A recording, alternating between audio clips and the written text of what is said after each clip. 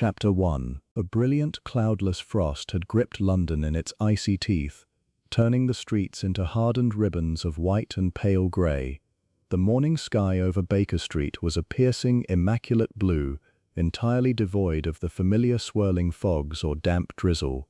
Inside the sitting room of 221B, a roaring fire fought valiantly against the chill, its crackling serving as the only accompaniment to the erratic scraping of a bow against violin strings. Dr. John Watson sat in his armchair, a medical journal resting unread upon his knee. He observed his eccentric friend with a mixture of fond amusement and weary patience. Sherlock Holmes was pacing the Persian rug, his gaunt frame wrapped tightly in his mouse-colored dressing gown, eyes fixed on some invisible point in the air. Suddenly, Holmes halted. He lowered the violin and pointed the bow directly at Watson's waistcoat. "I must commend your restraint, Watson," Holmes declared, his voice sharp and suddenly energized. "It takes a certain strength of will to walk all the way to the telegraph office in this biting cold, only to change your mind at the very threshold." Watson blinked, sitting up straighter. "Good heavens, Holmes, how could you possibly know that? I spoke to no one of my errand." "I did not need you to speak," Holmes replied, a familiar spark of triumph dancing in his grey eyes. "I merely needed to look. Your boots, my dear doctor. The mud on the instep is a distinct reddish clay, found only where they are excavating the new water mains near the Fleet Street Telegraph Office. Furthermore, your left pocket bulges with the crumpled corner of a standard telegraph form. Yet, the index finger of your right hand bears no trace of the violet ink utilized by the public pens at that specific office. Ergo, you walked there, drafted the message in your mind, but ultimately shoved the blank form into your pocket and returned." Watson shook his head, a smile tugging at the corners of his moustache. "Remarkable. You are perfectly correct. I had intended to wire my cousin regarding a financial matter, but decided upon arrival it was better handled by letter." "Elementary observation," Holmes said, tossing the violin onto the settee with a restless sigh. "But alas, observation is a poor substitute for occupation. My mind rebels at stagnation, Watson. I need work. I need a puzzle. This crystalline morning is beautiful to the poet, perhaps, but to the detective it is maddeningly tranquil."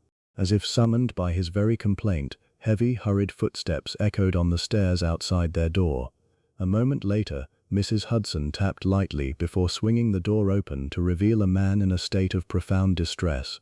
The gentleman was tall, aristocratic in bearing, and bundled in a heavy wool ulster coat. His cheeks were red from the stinging frost, and his breathing was ragged, betraying a brisk walk from the nearby underground station rather than the arrival by a private carriage. He clutched a silver-tipped walking stick so tightly his knuckles were entirely white. "Mr. Sherlock Holmes?" the man asked, his voice trembling slightly. "I am he," Holmes replied, his lethargy vanishing in an instant. He gestured toward a chair.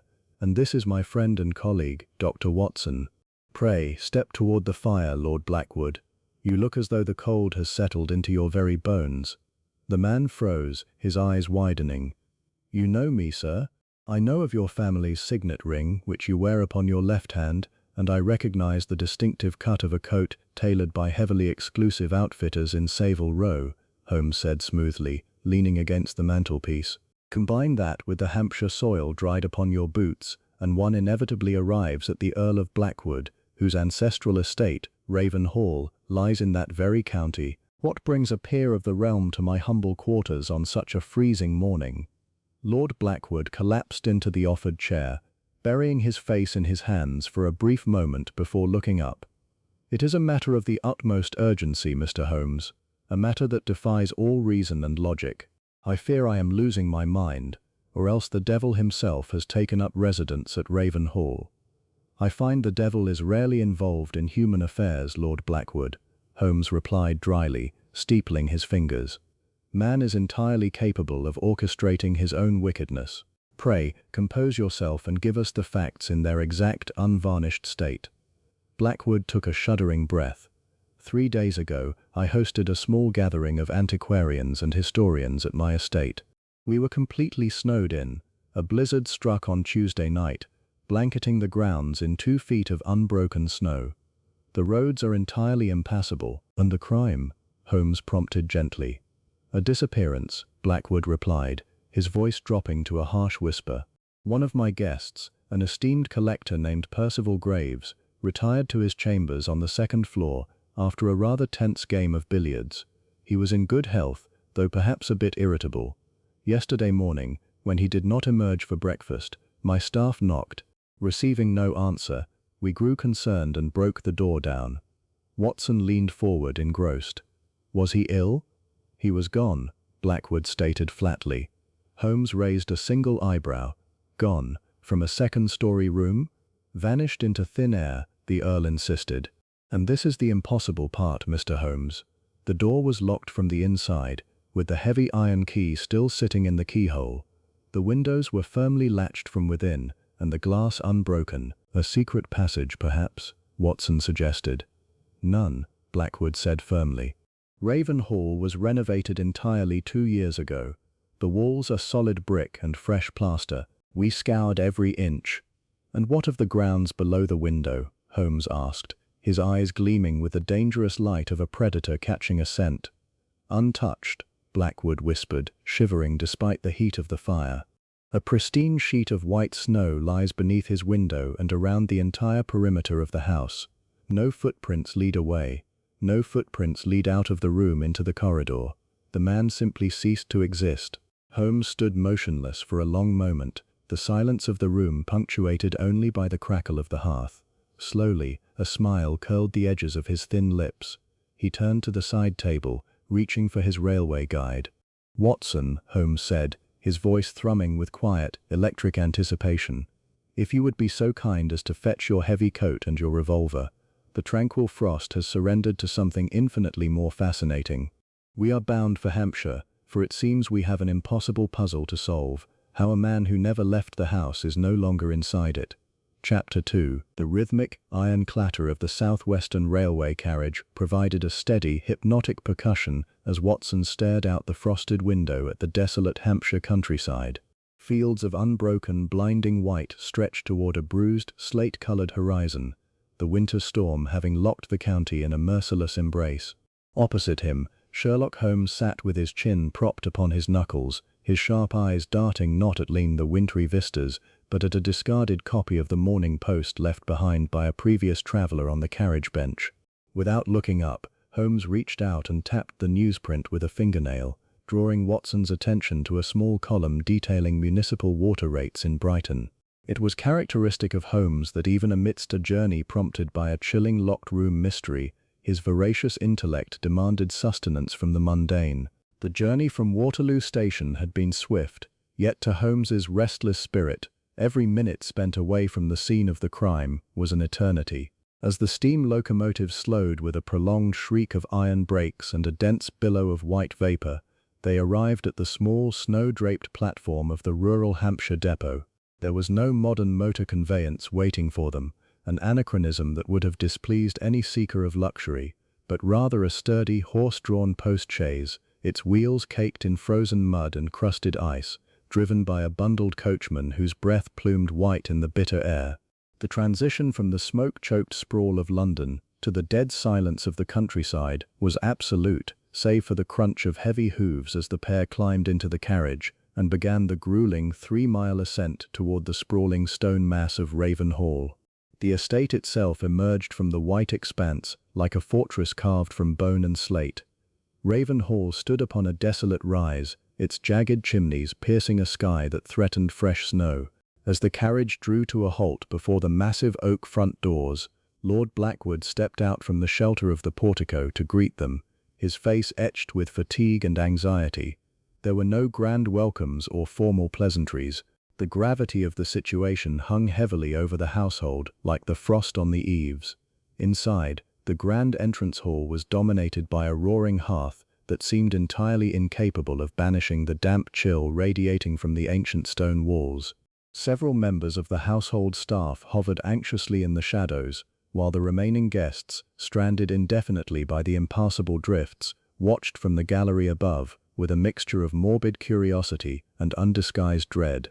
Lord Blackwood immediately led Holmes and Watson into his private study, a wood-paneled chamber lined with ancient leather-bound volumes and dark oil paintings of stern ancestors. Before Holmes even removed his woolen muffler, he began to survey the room, his eyes sweeping over the heavy oak desk, the arrangement of the fireplace ash, and the faint scuff marks upon the Persian carpet near the door. "Before we ascend to the chamber of the missing man," Holmes said, his voice cutting cleanly through the silence of the study, "we must understand the psychological ecosystem of this house, Lord Blackwood. A crime of this nature does not occur in a vacuum. Who among your guests possessed the greatest motive to wish Mr. Percival Graves ill, and who among them was closest to his quarters on the night of the disappearance?" Lord Blackwood sighed deeply, sinking into a leather armchair and resting his temples in his hands. "The company was small, Mr. Holmes. There were only 4 guests invited for this weekend gathering of antiquarian scholars. Aside from myself, there is Dr. Alistair Finch, a man whose academic rivalry with Graves regarding ancient Mesopotamian artifacts is legendary in university circles. They had engaged in a bitter verbal dispute over a disputed translation of a Babylonian tablet only 2 nights before Graves vanished. Then there is Lady Margaret Blackwood, my estranged cousin, whose financial investments were tied up in a joint publishing venture with Graves, a venture that was rapidly turning sour. Additionally, Mr. Arthur Pendleton, a young and ambitious collector who desperately sought to purchase Graves's private portfolio of rare manuscripts, was present. Watson listened intently, mentally cataloguing the names and potential grievances. "And the servants, Lord Blackwood. Could one of them have harbored a grudge?" "My staff has served this family for generations," Blackwood replied stiffly. "Mrs. Gable, our housekeeper, has known me since I was a boy. Her husband, Thomas, tends the estate grounds. They are utterly devoted, and more importantly, none of them possess the specialized knowledge or intellect to execute a vanishing act that baffles reason." Holmes nodded slowly, pacing toward the tall windows that looked out over the frozen gardens. "Devotion is an admirable quality, my lord, but human nature is notoriously complex. Let us not dismiss any avenue until the physical evidence dictates otherwise. Lead us to the room. I am eager to inspect this marvelous cage from which the bird has purportedly flown." Ascending the grand staircase felt like walking through a mausoleum. The corridors of the second floor were hushed, the thick carpets dampening the sound of their footsteps. Lord Blackwood stopped before a heavy oak door bearing the polished brass plaque inscribed with the name Mr. Percival Graves.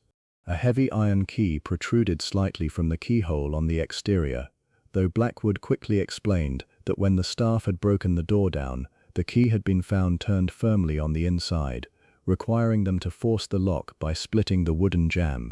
Holmes stepped forward, dropping to one knee before the damaged doorframe. With the aid of a small folding pocket lens extracted from his waistcoat pocket, he examined the splintered wood with microscopic intensity. He noted the direction of the grain, the tiny white paint flakes from the frame, and the precise angle where the iron bolt had met the strike plate. Watson stood close behind, pulling out his notebook to jot down the physical dimensions of the corridor, though he could see nothing unusual in the shattered splinters beyond the crude evidence of forced entry. "Observe, Watson," Holmes murmured softly, gesturing with the handle of his lens toward the latch. "Notice the absence of scarring upon the bolt itself. When a door is forced from the outside while bolted from within, the violent leverage invariably leaves deep, vertical scoring upon the tongue of the lock as it drags against the iron receiver. Here, however, the marks are horizontal, suggesting the bolt was disengaged before the door was broken, or the force applied was of a very peculiar vector. Yet, our host assures us the key was turned within." "It was," Blackwood insisted, peering over Holmes's shoulder with mounting bewilderment.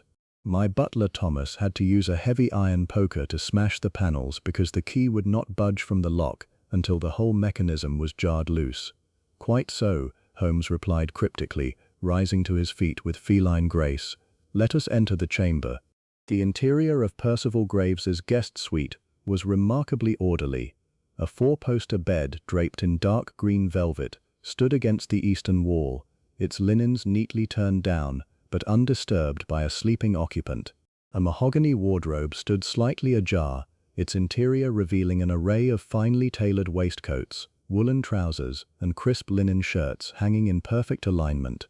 A small writing desk sat beneath the tall, triple-paned window, covered with neatly stacked papers, an inkwell, a brass pen tray, and an unsealed envelope addressed to a London antiquarian society.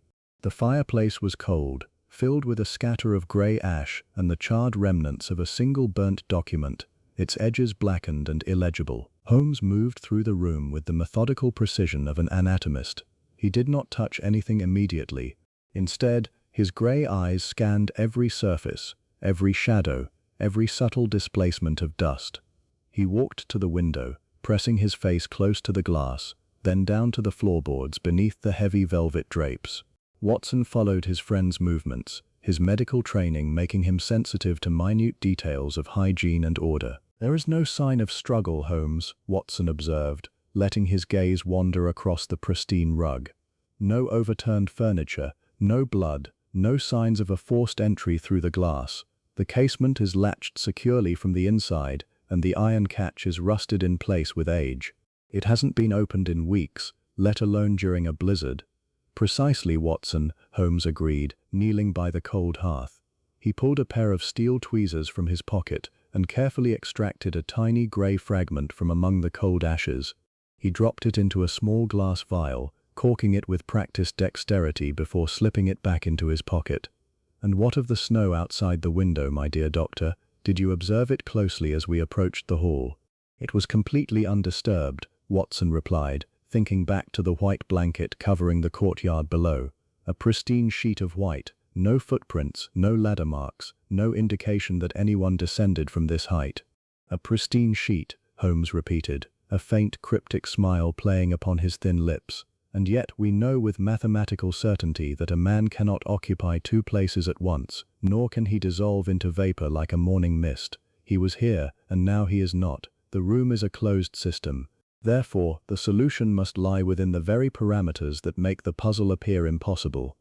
At that moment, a soft tap sounded at the door, and Lord Blackwood's housekeeper, Mrs. Gable, appeared in the threshold. She was a woman of middle years with a careworn face and hair as grey as winter ash, wringing her apron nervously in her hands. "My lord," she said, casting a nervous glance toward Holmes and Watson, "Mr. Pendleton and Lady Margaret are downstairs in the drawing-room, and they are demanding to know if the London detectives have discovered anything. They are quite unsettled by all the questioning." Holmes straightened up, dusting his knees with a casual flick of his hand. "Let them be unsettled, my good woman. Uncertainty is the mother of truth, and guilt has a wonderful way of making the innocent impatient and the guilty frantic. Tell them we shall descend shortly to converse with the entire household." As Mrs. Gable withdrew, murmuring her assent, Holmes turned his attention back to the writing desk. He picked up the brass pen tray, turned it over, and inspected its underside with intense absorption.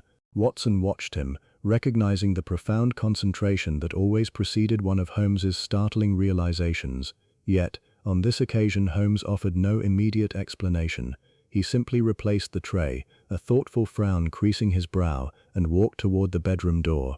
"Come, Watson," Holmes said quietly, pausing on the threshold and casting one final sweeping glance around the silent frost-bound room.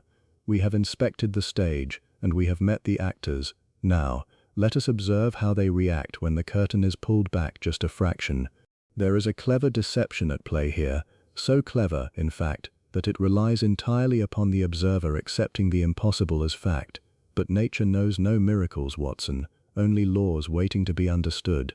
They walked back down the dim corridor, leaving the locked room behind them to its icy secrets, stepping forward into a web of suspicion, deceit, and winter shadows. Chapter 3. The drawing-room of Raven Hall was a vast, draughty expanse of dark oak paneling and heavy crimson velvet drapes that did little to keep out the biting frost radiating from the diamond-paned windows. A massive stone fireplace dominated the far wall, where a roaring fire of pine logs crackled and spat, casting flickering orange light and dancing shadows across the faces of the assembled company. When Holmes and Watson entered, accompanied by Lord Blackwood, the conversation died instantly. The atmosphere was thick with tension, suspicion, and the distinct claustrophobic dread that invariably takes hold when a group of people realizes that an unsolved crime has bound them together in isolation. 3 people sat near the hearth, their postures stiff and guarded. Dr. Alistair Finch, a tall, gaunt man in his late 50s with a stark white beard and sharp hawk-like eyes behind silver-rimmed spectacles, was methodically tapping a brass letter opener against his knee. Opposite him sat Lady Margaret Blackwood, an elegant woman wrapped in a heavy mink-trimmed shawl, her slender fingers nervously twirling a string of dark pearls resting against her silk dress. Seated slightly apart from the others was Mr. Arthur Pendleton, a younger man with slicked-back dark hair, wearing an impeccably tailored tweed suit, though his twitching moustache and restless footing betrayed a deep underlying agitation. Lord Blackwood stepped forward, clearing his throat to break the suffocating silence. "Ladies and gentlemen, this is Mr. Sherlock Holmes and his associate, Dr. John Watson. They have come from London at my personal request to investigate the extraordinary disappearance of Percival Graves. I trust you will offer them your full cooperation and complete honesty." Finch was the first to speak, his voice crisp, dry, and laden with academic disdain. "Honesty is easily given, Lord Blackwood, but I fear your journey, gentlemen, is a fool's errand. Graves was an eccentric, volatile man with an unfortunate penchant for theatrical exits. For all we know, he slipped out of the house in the middle of the night to pursue some absurd personal vendetta or to hide a manuscript he feared was about to be discredited." Holmes did not immediately reply. Instead, he glided silently toward the hearth, warming his slender hands over the blaze while his keen grey eyes casually scanned the faces before him. "A fascinating hypothesis, Dr. Finch," Holmes remarked smoothly, his back half turned to the group. "Though it requires us to believe that Mr. Graves possessed the miraculous ability to walk across 2 feet of pristine, powdery snow without leaving a single footstep, or that he possessed wings, unless, of course, you are suggesting he flew from his second-story window." Finch's face flushed a mottled red. "I am suggesting nothing of the sort, sir. I am merely stating that a man of his secretive nature is entirely capable of orchestrating a delusion. You speak of snow, but perhaps he departed before the storm reached its peak." "The blizzard began precisely at 8 o'clock on Tuesday evening," Watson intervened, taking out his small pocket notebook. "Lord Blackwood informs us that Mr. Graves retired to his room at 10 o'clock, well after the snow had already blanketed the estate. The window was locked from the inside, as was the heavy wooden door." Lady Margaret let out a cold, soft laugh that carried no humor. "You see, Alistair, your intellectual arrogance cannot erase the plain facts. Percival is gone, vanished from a sealed room, and we are left stranded in this freezing mausoleum with a mystery that grows darker by the hour." She turned her sharp gaze upon Holmes. "Tell me, Mr. Holmes, do you truly believe a crime has been committed, or are we merely victims of some gaury superstition?" "I believe in the physical laws of the universe, Lady Margaret," Holmes replied, turning to face her with a polite, almost imperceptible bow. "And those laws dictate that a solid human body cannot pass through brick, glass, or solid oak without leaving a trace. Therefore, Mr. Graves is either still within the perimeter of this estate, or he was removed by human agency through means that have hitherto escaped ordinary observation." Arthur Pendleton leaned forward, his fingers tightening around the arms of his chair. "If you are implying that one of us is responsible for his disappearance, Mr. Holmes, I must protest in the strongest possible terms. We are respectable members of society, brought together by a shared passion for history and antiquities. To suggest that a member of this party could harbor violent or criminal intent is preposterous." "Intent," Holmes said softly, pacing with slow, deliberate steps toward Pendleton's chair, "is a hidden spring, Mr. Pendleton. It remains submerged until circumstances apply the necessary pressure. For instance, a passion for antiquities can be a very costly endeavor. A young collector seeking to establish his reputation might find himself in desperate need of a rare manuscript, say, a unique medieval codex, which another collector steadfastly refuses to sell." Pendleton recoiled slightly, his jaw tightening. "Are you accusing me of something?" "I am merely observing," Holmes replied coolly, stopping just inches from Pendleton's seat. "Just as I observe that the right cuff of your jacket bears a minute smear of dark blue sealing wax, a very specific shade of wax, I might add, identical to the seal on the unopened correspondence sitting upon Mr. Graves's writing desk upstairs. It is quite fresh, certainly no more than 24 hours old. Pendleton's breath caught in his throat, and a sudden, tense silence settled over the room. I spoke with Graves in his room prior to his retirement," Pendleton stammered, his cheeks flushing violently. "He showed me the document. He was considering my offer. There is nothing sinister about a trace of wax." "In itself, perhaps not," Holmes admitted, his voice devoid of accusation. "In isolation, a single thread is meaningless. But woven together, threads form a rope that can hang a man. Now, I should like to hear each of your accounts of the events leading up to 10 o'clock on Tuesday night." Finch cleared his throat loudly, adjusting his spectacles in an attempt to regain his lost composure. "Very well, if it will expedite this tedious affair. We dined together in the main hall at 7.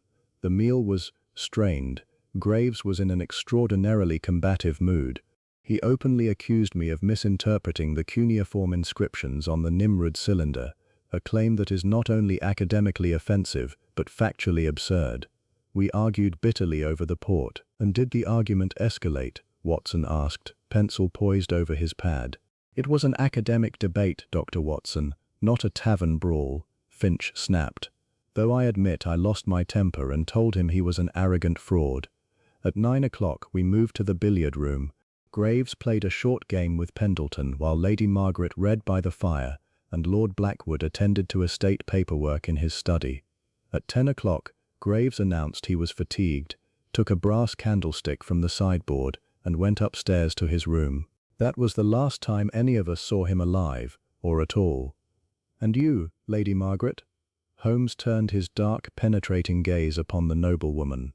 "Did you converse with Mr. Graves during the evening?" Lady Margaret adjusted her mink shawl, her chin held high, though her eyes darted nervously toward Lord Blackwood, before returning to Holmes. "Only briefly during dinner, Mr. Holmes. Percival and I had business disagreements. My late husband invested heavily in his archaeological expeditions to the Levant, investments that yielded very little financial return. I asked him whether he intended to honor his late partner's estate with a fair share of his recent acquisitions. He was extraordinarily dismissive, claiming that my husband's capital had been exhausted years ago. "A considerable financial loss for you, then?" Holmes asked quietly. "A matter of principle," she corrected sharply. "I retired to my own quarters on the west wing at 10:15. My maid, Clara, prepared my bath and remained with me until 11. She can vouch for my presence throughout the night." "And you, Dr. Finch, Mr. Pendleton?" Holmes inquired. "I remained in the library until nearly midnight, reading an account of the Roman occupation of Britain," Finch said defensively. "I was alone, but the servants undoubtedly saw the light burning beneath the door. I went directly to my room at 10:30, Pendleton added hastily. "I heard nothing out of the ordinary during the night. The storm was howling furiously against the windows. Even if someone had been shouting in the corridor, the wind would have drowned it out entirely." Holmes stood in the center of the room, his hands folded behind his back, his head tilted slightly, as though listening to a melody only he could hear. A night of quiet retirement, interrupted only by the howling of the winter wind.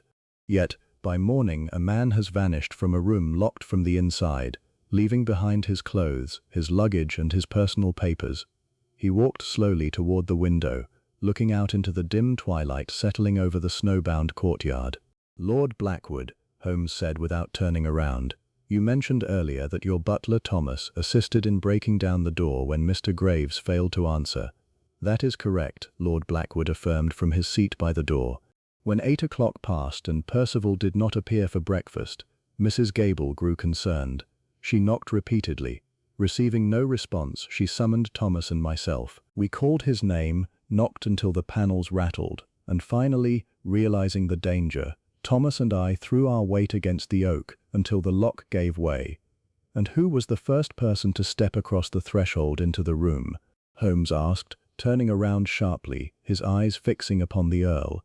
"Thomas," Blackwood replied after a moment's thought. "He pushed the splintered door open and stepped inside to check the bed. I was directly behind him, followed by Mrs. Gable." "I see," Holmes murmured. "And did Thomas touch anything in the room before the rest of you entered?" "Nothing. He merely called out Mr. Graves's name and approached the bed.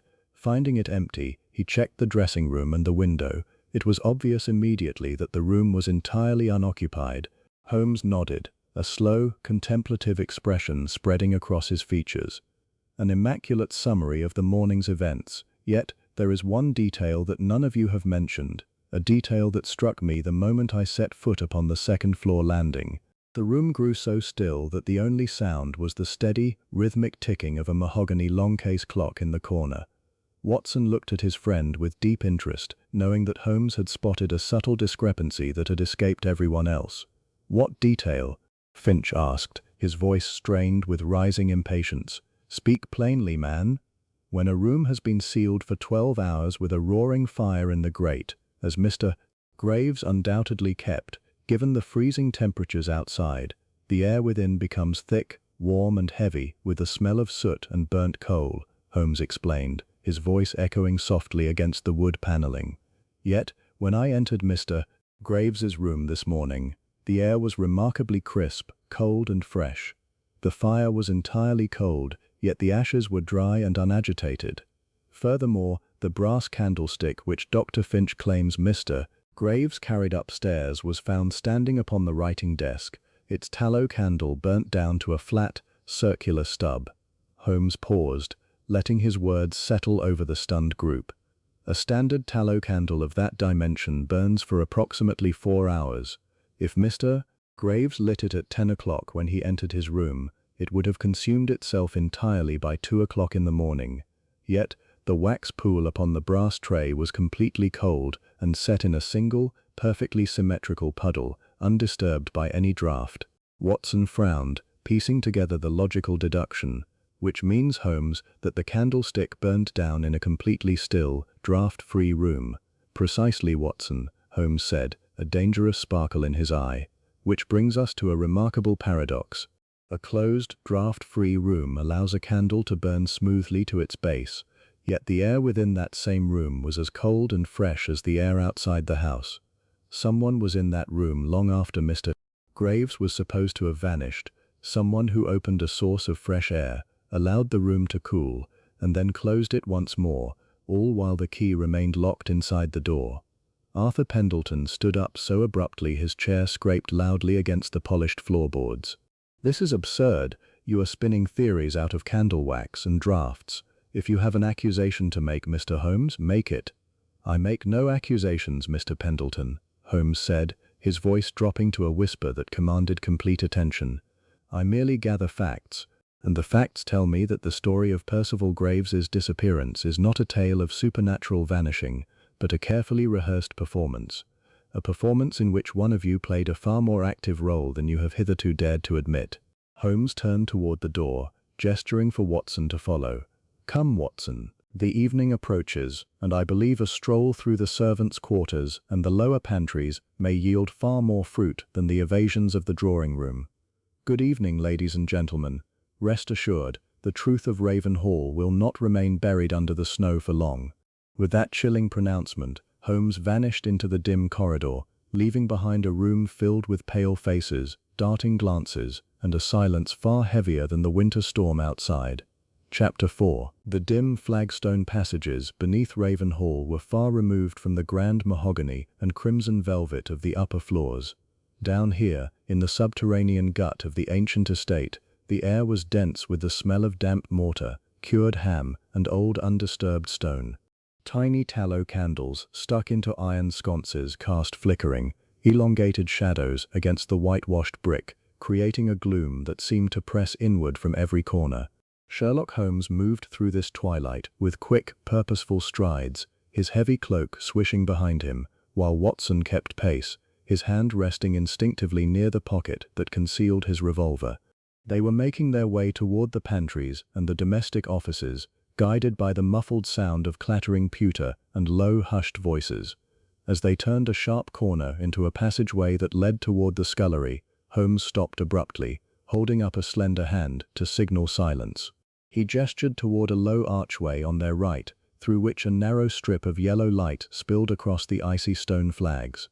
Inside the small stone-walled chamber, sitting at a long pine table, was Thomas Gable, the estate's head butler. He was an elderly man, his back slightly stooped from decades of service, wearing a worn black coat that hung loosely upon his frail frame. Opposite him sat his wife, the housekeeper, her face lined with deep worry as she poured tea from a chipped earthenware pot. "I tell you, Martha," the butler was saying in a raspy, hushed murmur, his hand trembling as he lifted his cup. "It's not natural. A locked door, unbroken snow, and the master brought in gentlemen from London. If the police come from the town when the drift's clear, they'll look at us first. They always look at the servants." "Hush, Thomas," Mrs. Gable replied softly, reaching across to touch his sleeve. "Lord Blackwood knows your loyalty. You've served this family since you were a lad. He won't let any harm come to us." "Loyalty don't stop a rope if a gentleman vanishes into thin air," Thomas muttered grimly. "And what of the cellar door?" "I know what I saw yesterday morning before the Londoners arrived." Holmes stepped smoothly across the threshold, his voice cutting through the quiet gloom like a velvet whip. "And what precisely did you see at the cellar door, Thomas?" The old butler jumped, nearly knocking his teacup onto the flagstones, while Mrs. Gable let out a sharp gasp, pressing her hand to her throat. Both servants scrambled to their feet, staring at the tall detective with wide, frightened eyes. "Mr. Holmes," Thomas gasped, clutching the edge of the pine table.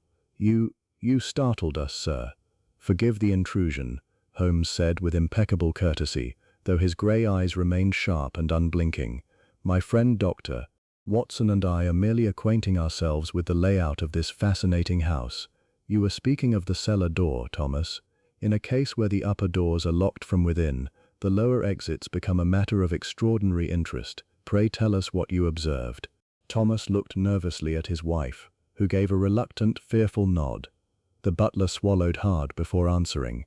"It was yesterday morning, sir, just before Lord Blackwood decided to travel to London to fetch you. I was doing my rounds down here, checking the coal stores and the wine bins to ensure the frost hadn't burst any bottles." "A commendable precaution," Holmes noted softly. "Go on." "The wine cellar sits directly beneath the east wing, right below the room Mr. Graves was occupying," Thomas explained, his voice dropping to an anxious whisper. "There's a heavy oak door down there that leads out to the old ice house in the sunken garden. It hasn't been used in years, sir. It's supposed to be locked with a padlocked iron bar on the inside. But when I passed it yesterday at dawn, the padlock was hanging open and the iron bar was lifted." Watson leaned forward, his interest instantly piqued. "The door was unlocked from the inside." "Yes, sir, but that's not the strangest part," Thomas continued, leaning closer.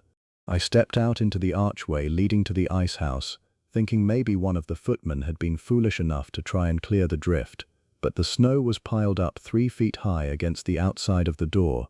It was completely jammed from the exterior. Even with the bar lifted, no human being could have pushed that door open more than an inch or two without a shovel and an hour's hard labor. It was as if someone had unlocked it from inside, realized they couldn't push through the snow, and just left it." Holmes's face remained an unreadable mask, though a sudden brilliant flash of fire lit up his grey eyes. "Fascinating," he murmured, pulling a small silver magnifying glass from his pocket and turning it over in his fingers. "And did you lock the padlock once more, Thomas?" "I did, sir. I slipped the key back onto the ring in the pantry and told no one, save for Martha here. I was afraid Lord Blackwood would think I had been negligent in my duties." "You showed great prudence in telling us now," Holmes said, stepping closer to the butler. "Tell me, Thomas, during the evening of the blizzard, Tuesday night, did you hear any unusual sounds in the house after the guests had retired? Any footsteps, any muffled thuds, or perhaps the creaking of floorboards in the upper corridors?" The old man pondered for a moment, scratching his silver-haired temple. "The wind was howling like a banshee, sir. It rattled the window panes and made the chimneys groan something terrible. But, now that you mention it, around midnight, while I was extinguishing the lamps in the long gallery, I thought I heard a heavy thud, like something heavy falling onto a carpeted floor. It came from the direction of the east wing." "Did you investigate?" Watson asked. "I walked to the end of the corridor, sir, but everything was dark and quiet. I assumed it was merely a shutter slapping against the outer brickwork, or a load of snow sliding off the slate roof. Lord Blackwood's house is old, Dr. Watson, It makes all manner of noises when the frost sets in.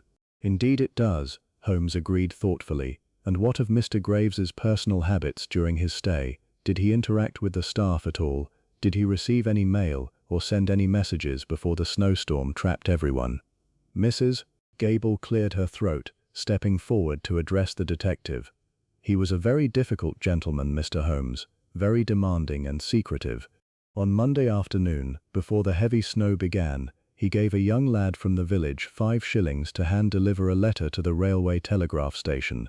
I happened to be in the front vestibule when he handed it over. Did you chance to see the addressee, Mrs. Gable?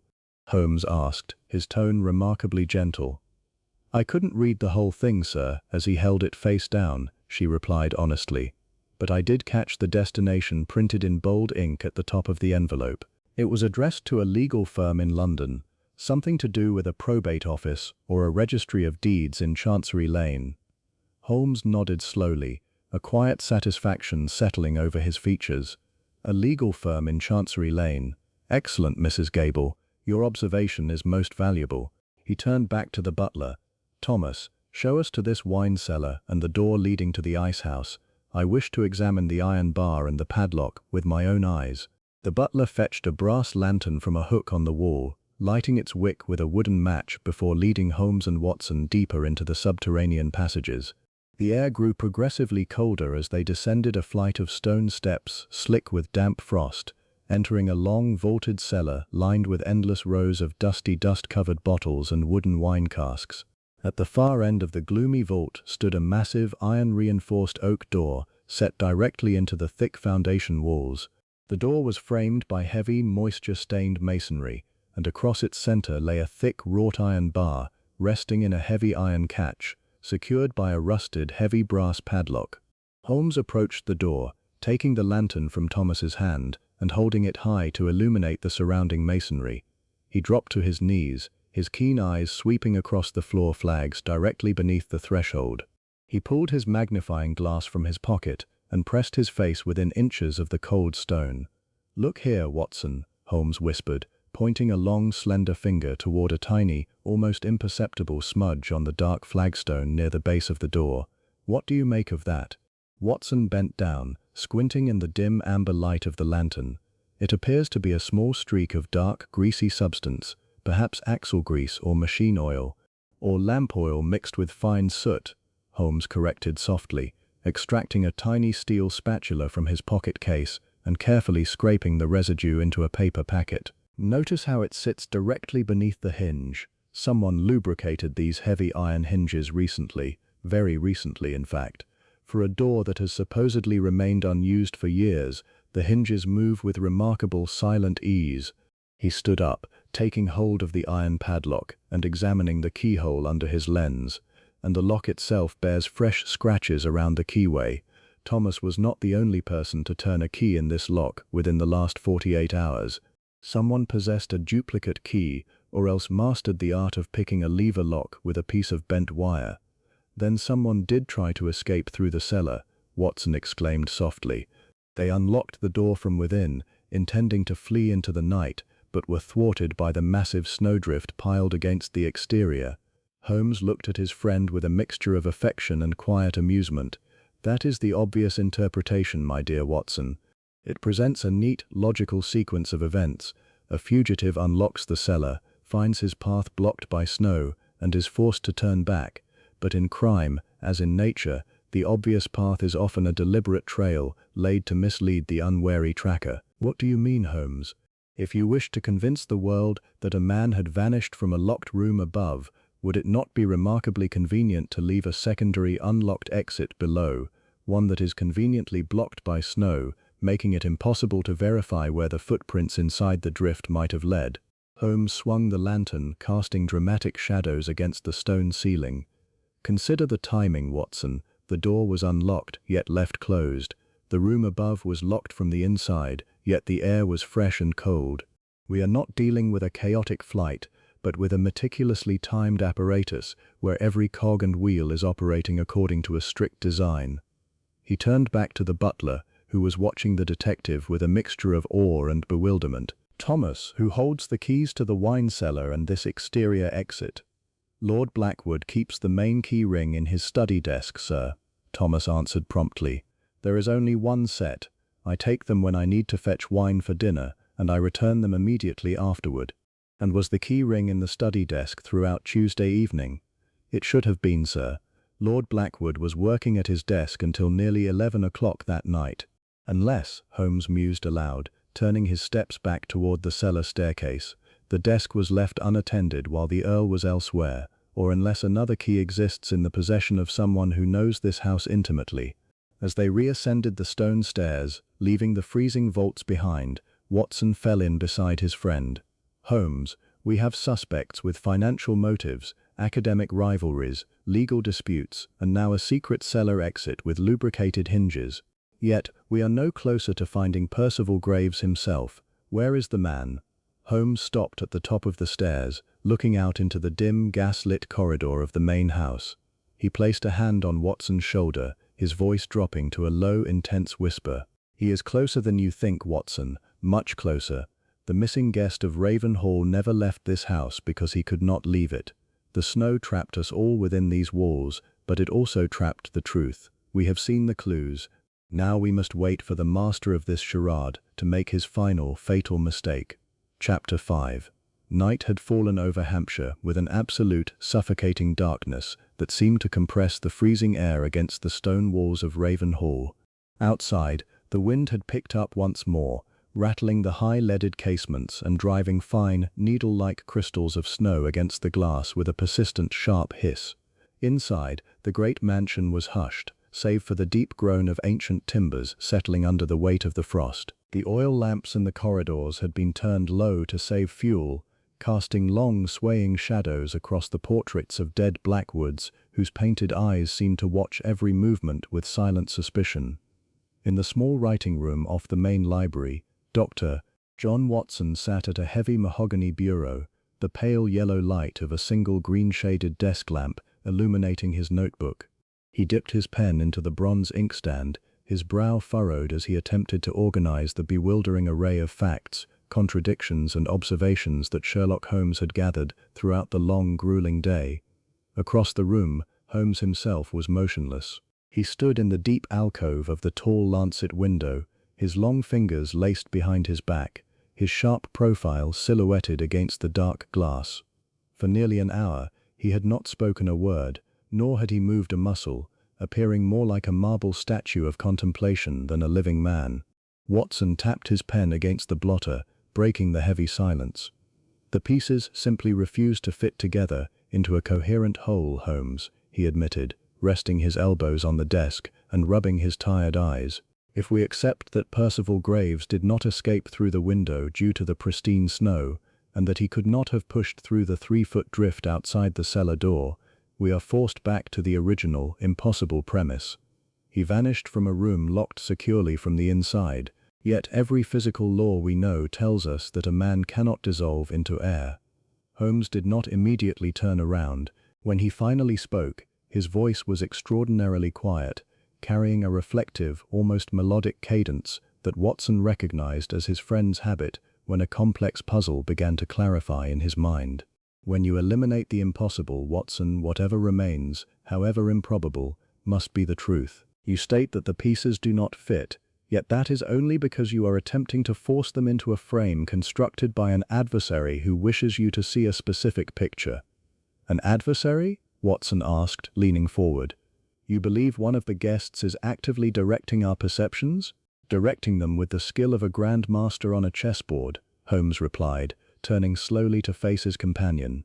The dim lamplight caught the sharp angles of his face, accentuating the keen, calculating brightness in his grey eyes. Consider the tapestry of false leads woven before us.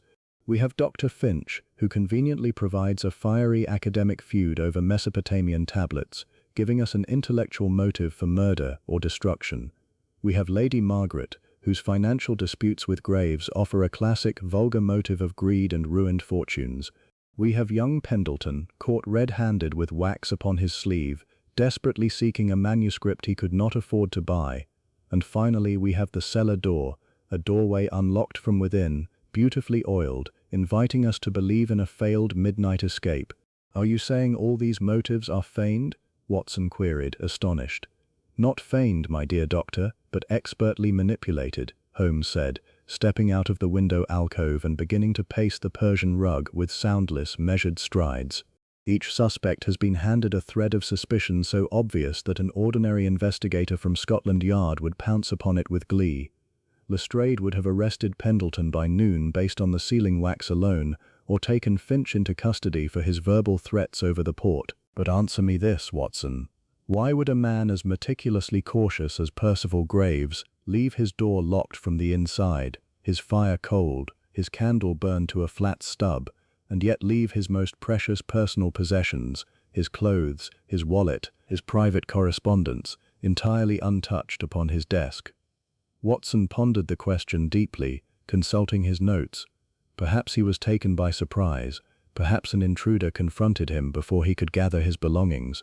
A plausible line of thought, Holmes conceded, stopping beside the desk and leaning over Watson's shoulder to look down at the written pages. Yet, if an intruder entered, how did he enter? The door was locked from within, the key in the keyhole. If an intruder killed or abducted him inside that room, how did the intruder leave the room locked from the inside, with the key remaining in the keyhole, without leaving a trace of violence, blood, or disturbance upon the carpet? A secret mechanism, Watson suggested firmly. A hidden panel behind the tapestry, or within the oak wainscoting. Ancient houses like Raven Hall are famous for such contrivances. I spent 20 minutes probing every panel, every molding, and every section of skirting board in that room with my lens, Holmes said, a faint, dry smile touching his lips. The plaster is original 18th century work, uncracked and solid. The wainscoting is anchored directly into heavy brickwork. There are no sliding panels, no trapdoors, no secret counterweights. I would stake my reputation on it. The architecture of the room is entirely honest. It is the human element that is profoundly dishonest. Before Watson could press the matter further, a soft, cautious knock sounded at the heavy oak door of the writing room. Holmes instantly ceased his pacing, dropping into a nearby leather armchair, with an air of complete, languid unconcern. "Come in," he called out smoothly.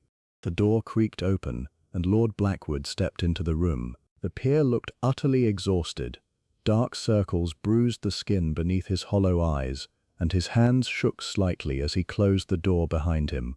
He looked at the two men with a desperate, searching intensity. "Mr. Holmes, Dr. Watson," Blackwood began, his voice strained and tight. "Forgive me for disturbing you at such an hour, but the atmosphere in this house has become utterly unendurable. Lady Margaret has confined herself to her quarters, weeping and refusing to eat. Doctor, Finch and Pendleton almost came to blows in the smoking room 20 minutes ago over some petty accusation. The servants are terrified, whispering stories of ghosts and curses. Tell me, I beg of you, have you found anything? Any trace? Any sign that explains this horror?" Holmes leaned back in his chair, joining the tips of his fingers together in his characteristic attitude of contemplation. "I have found many things, Lord Blackwood," he replied in a measured tone, "though whether they bring comfort or deeper alarm depends entirely upon one's perspective." The Earl took a step forward, his knuckles white as he gripped the back of a dining chair. "What do you mean, sir?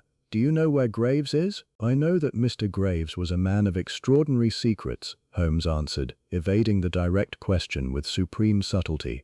"I also know that his disappearance was not a sudden, panicked event, but a procedure planned with remarkable mathematical precision. Tell me, Lord Blackwood, regarding the renovations you carried out on Raven Hall 2 years ago, specifically the installation of the new drainage pipes and water systems, who was the chief architect or engineer overseeing the structural work?" Lord Blackwood blinked, taken aback by the unexpected shift in inquiry. "The architect? Why, it was a firm from London, Harrison and Sons of Great George Street. But what could modern plumbing possibly have to do with Percival's disappearance?" "Everything in a house is connected, my lord, from the highest chimney pot to the lowest drain pipe," Holmes said cryptically. "And tell me, were any alterations made to the chimney flues of the guest rooms during those renovations?" "The flues?" Blackwood frowned, searching his memory. "Yes, as a matter of fact, the old flues were choked with centuries of soot and structural decay. We lined the main chimneys with iron piping and reduced the hearth openings in the upper suites to prevent drafts and improve the heating. The work was completed in the spring. "A iron lining," Holmes murmured, a sudden sharp glint of light flashing in his eyes. He turned his gaze toward the small fire burning in the writing-room hearth, watching the grey smoke draw up into the dark brickwork. Fascinating. A narrow, smooth iron pipe inserted into an ancient stone chimney. Excellent for drawing smoke, no doubt, but entirely impassable for a human frame of any size. "Of course it is impassable," Blackwood exclaimed, a note of rising hysteria in his voice. "A child could not fit down those pipes, Mr. Holmes. I brought you here to solve a mystery, not to interrogate me regarding building contracts and iron pipes. The reputation of my family, the sanity of my household is at stake. If Graves was murdered in this house, I demand to know who is responsible." Holmes rose from his chair with a slow, deliberate grace that immediately silenced the Earl's outburst. Standing at his full height, his dark eyes fixed upon Blackwood with an intensity that made the nobleman instinctively step back. "Lord Blackwood," Holmes said, his voice dropping to a low, resonant baritone that commanded absolute obedience. "Crime is a chaos that demands order. If you desire the truth, you must allow the logic to unfold at its own pace. The murderer, or the architect of this deception, relies entirely upon noise, panic, and hasty assumptions to conceal his hand. I will not be rushed into a premature declaration, nor will I allow passion to usurp reason." Blackwood swallowed hard, lowering his eyes beneath Holmes's piercing gaze. I apologize, Mr. Holmes. The strain of these past days has shattered my nerves. I shall leave you to your work, but I pray you bring this nightmare to an end soon." "The end is already written, my lord," Holmes stated calmly. "We are merely waiting for the ink to dry. Good night." With a weary bow, Lord Blackwood turned and exited the room, his heavy footsteps echoing down the long carpeted corridor until they died away into the silence of the sleeping house. Watson stood up from the desk, closing his notebook with a soft thud. "You asked him about the chimney flues, Holmes. Do you suspect he was removed through the fireplace?" "A human body cannot pass through an 8-inch iron pipe, Watson," Holmes said, walking back to the window and peering out into the swirling white gloom. "Therefore he did not go up or down the flue, but asking the question served a far more important purpose." "And what was that?" "It demonstrated to our unknown friend that I am looking at the structural reality of this house, rather than the theatrical illusion he prepared for us," Holmes replied, a cold, sharp smile playing upon his lips. "When a magician performs a trick, his greatest fear is not that the audience will guess the secret, but that they will look at the hand holding the prop, rather than the hand making the flourish." "And where is the hand holding the prop?" Watson asked, drawn into his friend's razor-sharp logic. Holmes turned around, his eyes burning with an intense, quiet flame. "It is hidden behind a curtain of time, Watson. We have been looking at space, at rooms, at locked doors, at unbroken snow, at cellar gates, but space is only half the equation. The key to this entire mystery does not lie in where Percival Graves went, but in when he ceased to be in that room." "When?" Watson echoed, puzzled. "He went to his room at 10 o'clock on Tuesday night, so we were told," Holmes said softly, stepping toward the door. "So the brass candlestick suggested, so the witnesses affirmed.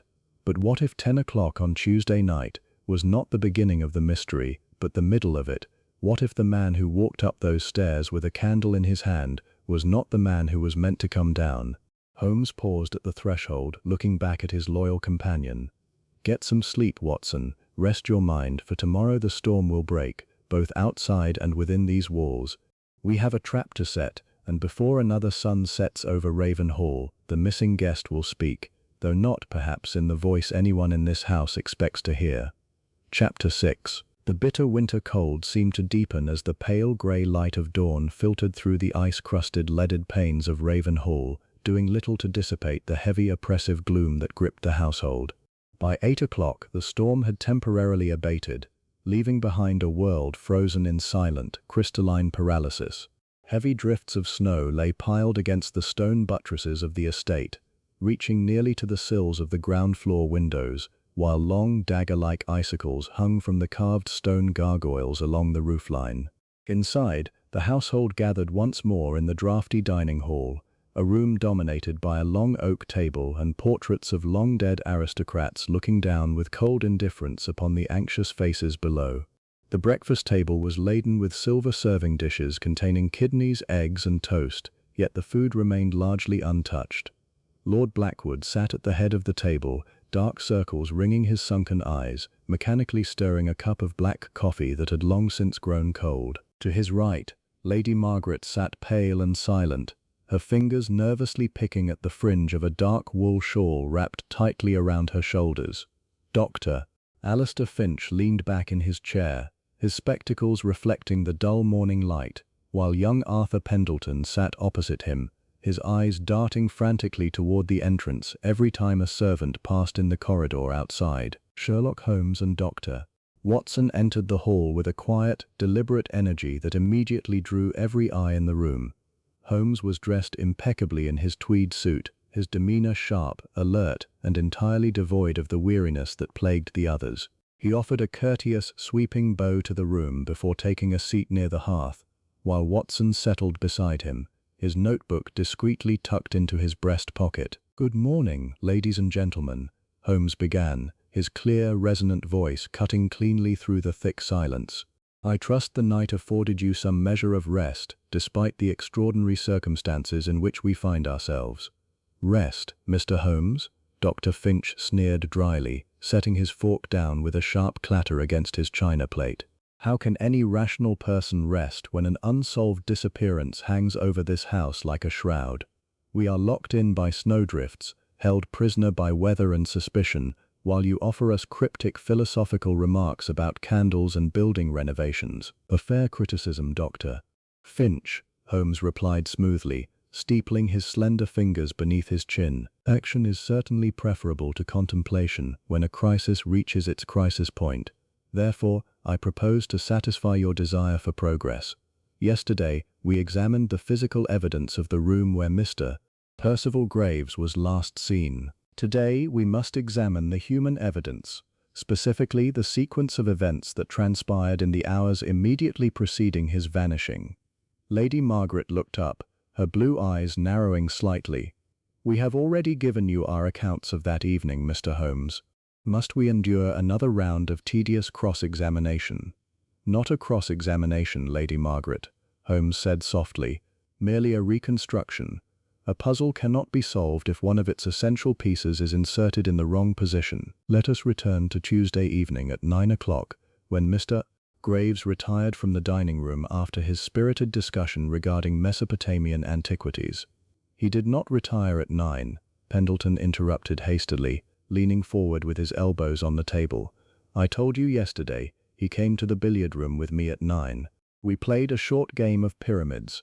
He was irritable, constantly checking his pocket watch and complaining about the draft in the corridor." "Ah, yes," Holmes mused, turning his keen gaze upon the young collector. "A game of billiards, a most illuminating detail. Tell me, Mr. Pendleton, during that game did Mr. Graves ever leave the room, or did he remain in your presence until he departed for his bedchamber at 10? Pendleton hesitated, his brow furrowing as he searched his memory. He did step out briefly. Just after 9:30, he excused himself to fetch a fresh cigar from his coat in the vestibule. He was gone no more than 5 or 6 minutes. 5 or 6 minutes, Holmes repeated, his voice dropping an octave as he absorbed the detail. "And during those 5 or 6 minutes, where were the rest of the household?" "I was in the small library, as I have told you 3 times already," Dr. Finch snapped irritably, adjusting his spectacles. "Reading my volume on Roman Britain. I heard no footsteps, nor did I see anyone pass the doorway." "And you, Lord Blackwood?" Holmes asked, turning toward the host. "I was in my study, attending to the estate ledgers," the Earl answered quietly, his tone flat and exhausted. "My butler, Thomas, brought me my evening tea at 20 minutes past 9, and I remained at my desk until long after the rest of the house had gone to sleep." "And Lady Margaret?" "I was in the drawing-room, sitting by the fire," Lady Margaret replied firmly, holding Holmes's gaze without flinching. "I saw Percival cross the main hall toward the vestibule to fetch his coat. He appeared agitated. He glanced toward the study door, paused for a moment as if contemplating entering, but then turned and walked back toward the billiard room with his cigar. Holmes leaned back in his chair, a small, subtle smile touching the corners of his thin lips. A remarkably complete picture. Yet, it contains a glaring anomaly, a discrepancy so subtle that it has entirely escaped your notice, though it lies at the very heart of this extraordinary affair. Watson leaned closer to his friend, observing the sharp spark of intellectual triumph illuminating Holmes's grey eyes. "What discrepancy, Holmes?" "The element of time, my dear Watson," Holmes declared, rising from his chair and beginning to pace the parquet floor behind the dining table. "Consider the facts as they have been presented to us. We are told that Mr. Graves returned from the vestibule, finished his game of billiards with Mr. Pendleton, took a brass candlestick from the sideboard at 10 o'clock, walked up the grand staircase, entered his bedchamber, locked the door from the inside, and proceeded to vanish into thin air." "That is precisely what occurred," Pendleton insisted, his voice rising in defensive irritation. "I walked with him to the foot of the stairs myself. I watched him ascend with the lit candle in his hand." "You saw a man ascend the stairs, Mr. Pendleton," Holmes corrected softly, stopping directly behind Pendleton's chair. "You saw a figure in a dark evening coat, carrying a brass candlestick, walking away from you in a dimly lit corridor where the gas lamps had already been turned down for the night. But did you see his face?" Pendleton opened his mouth to reply, then froze, a look of sudden, unsettling confusion washing over his features. He had his back to me. He held the candle high, casting shadows across the landing. Everyone assumed it was Graves." A collective gasp rippled through the dining hall. Lady Margaret pressed a silk handkerchief to her lips, while Dr. Finch stared at Holmes as though the detective had lost his mind. "Are you suggesting," Watson asked, his voice hushed with astonishment, "that the man who walked up those stairs at 10 o'clock was an impostor?" "I am suggesting," Holmes said, his voice ringing out with absolute clarity and authority, "that Percival Graves never went up those stairs at 10 o'clock. The man who vanished from that locked second-floor suite was not a guest who dissolved into vapor, but a phantom created to cover a far darker, far more terrible reality." Lord Blackwood stood up so violently that his heavy oak chair overturned behind him, crashing loudly onto the floorboards. "Mr. Holmes, what devilry is this? If Percival did not go to his room at 10 o'clock, then where was he?" Holmes walked slowly toward the high windows, looking out at the vast expanse of frozen white snow surrounding the estate. "When Mr. Graves left the billiard room at 9:30 under the pretense of fetching a cigar, he did not return to his coat in the vestibule. He went to meet someone with whom he had arranged a desperate, secret interview, an interview that took place not in the bright warmth of the upper rooms, but in the cold, secluded depths of the lower offices." "The cellar!" Watson exclaimed, the pieces of the puzzle suddenly falling into place in his mind. "The oiled hinges, the unlocked padlock." "Precisely, Watson," Holmes agreed, turning around to face the pale, horrified group. "The secret exit through the wine cellar to the ice house was not unlocked by a fugitive attempting to escape into the blizzard after the crime. It was unlocked before the crime took place, prepared as a route to move something, or someone, out of the house under cover of darkness." "Nonsense," Dr. Finch shouted, standing up and slamming his fist upon the table. "The snow outside the cellar door was piled 3 feet high. Thomas the butler told us himself that the door could not be pushed open more than an inch. If someone tried to move a body or a man through that door, the snow would have been trampled and disturbed." "If the snow had fallen after the door was used, Dr. Finch," Holmes replied with razor-sharp logic, "the falling drifts of the blizzard would have completely obliterated any footprints left in the sunken garden. The storm reached its maximum fury between 10 o'clock and midnight on Tuesday night. 2 feet of heavy, drifting snow fell during those hours. Any tracks made in the sunken garden at 9:30 would have been utterly erased, buried beneath a smooth, unbroken blanket of white by Wednesday morning." The room fell into a dead, terrified silence. The wind outside seemed to howl against the window panes like a mournful spirit, emphasizing the isolation of the frozen hall. Arthur Pendleton trembled, his face as white as the snow outside.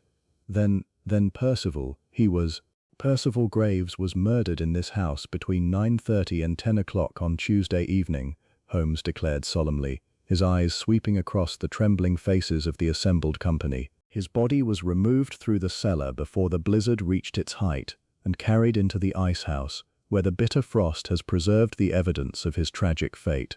The locked room upstairs, the cold candle, the unread papers, and the figure walking up the stairs at 10 o'clock carrying a brass candlestick were nothing more than a brilliant, cold-blooded illusion, a theatrical performance designed to make us search for a missing man in the sky, while his corpse lay hidden beneath the earth.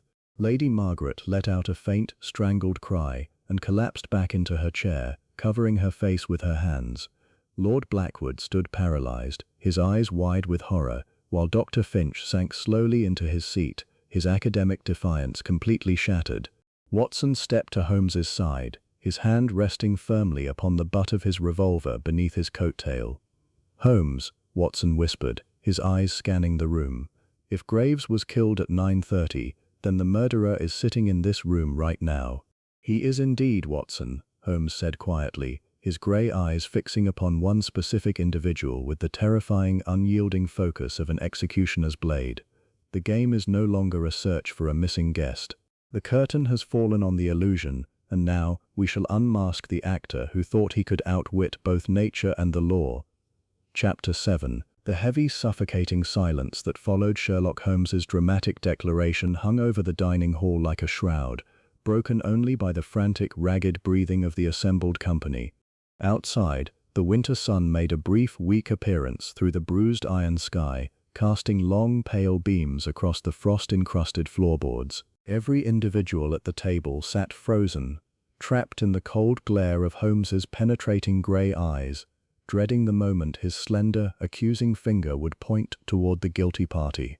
Watson stepped slightly to the left, his right hand buried deep within his heavy coat pocket, his fingers coiled firmly around the cold iron grip of his Webley revolver.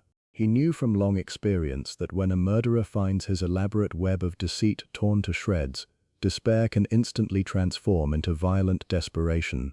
He observed the faces around him with a trained medical eye, noting the twitching muscle near Arthur Pendleton's mouth, the chalky paleness of Lady Margaret's lips, and the furious, red-faced trembling of Dr. Alistair Finch. Lord Blackwood stood like a statue of grey stone, his fingers clutching the edge of the mahogany table so tightly that his knuckles appeared polished like ivory. "You speak of murder, Mr. Holmes," Lord Blackwood finally managed to say, his voice a raspy, uneven whisper that sounded entirely depleted of strength. "You speak of bodies carried through cellars and theatrical illusions designed to deceive us all, but these are monstrous assertions. If Percival Graves was struck down at 9:30 and his body removed, where is the physical proof? Where is the weapon? A man's life and honor cannot be dismantled by mere intellectual acrobatics." "Proof, Lord Blackwood, is the inevitable shadow cast by truth," Holmes replied, his tone smooth, measured, and entirely devoid of heat. "You ask for physical evidence, and you are entirely within your rights to demand it. An investigation that relies solely upon speculation is a castle built upon sand. Therefore, let us examine the physical residue left behind by our remarkably methodical killer." Holmes reached into the inner pocket of his tweed jacket and extracted a small, corked glass vial, placing it gently upon the white tablecloth in full view of the company. Inside the vial, resting at the bottom, was the tiny fragment of dark, charred paper he had retrieved from the fireplace hearth in Graves's locked bedchamber the previous afternoon.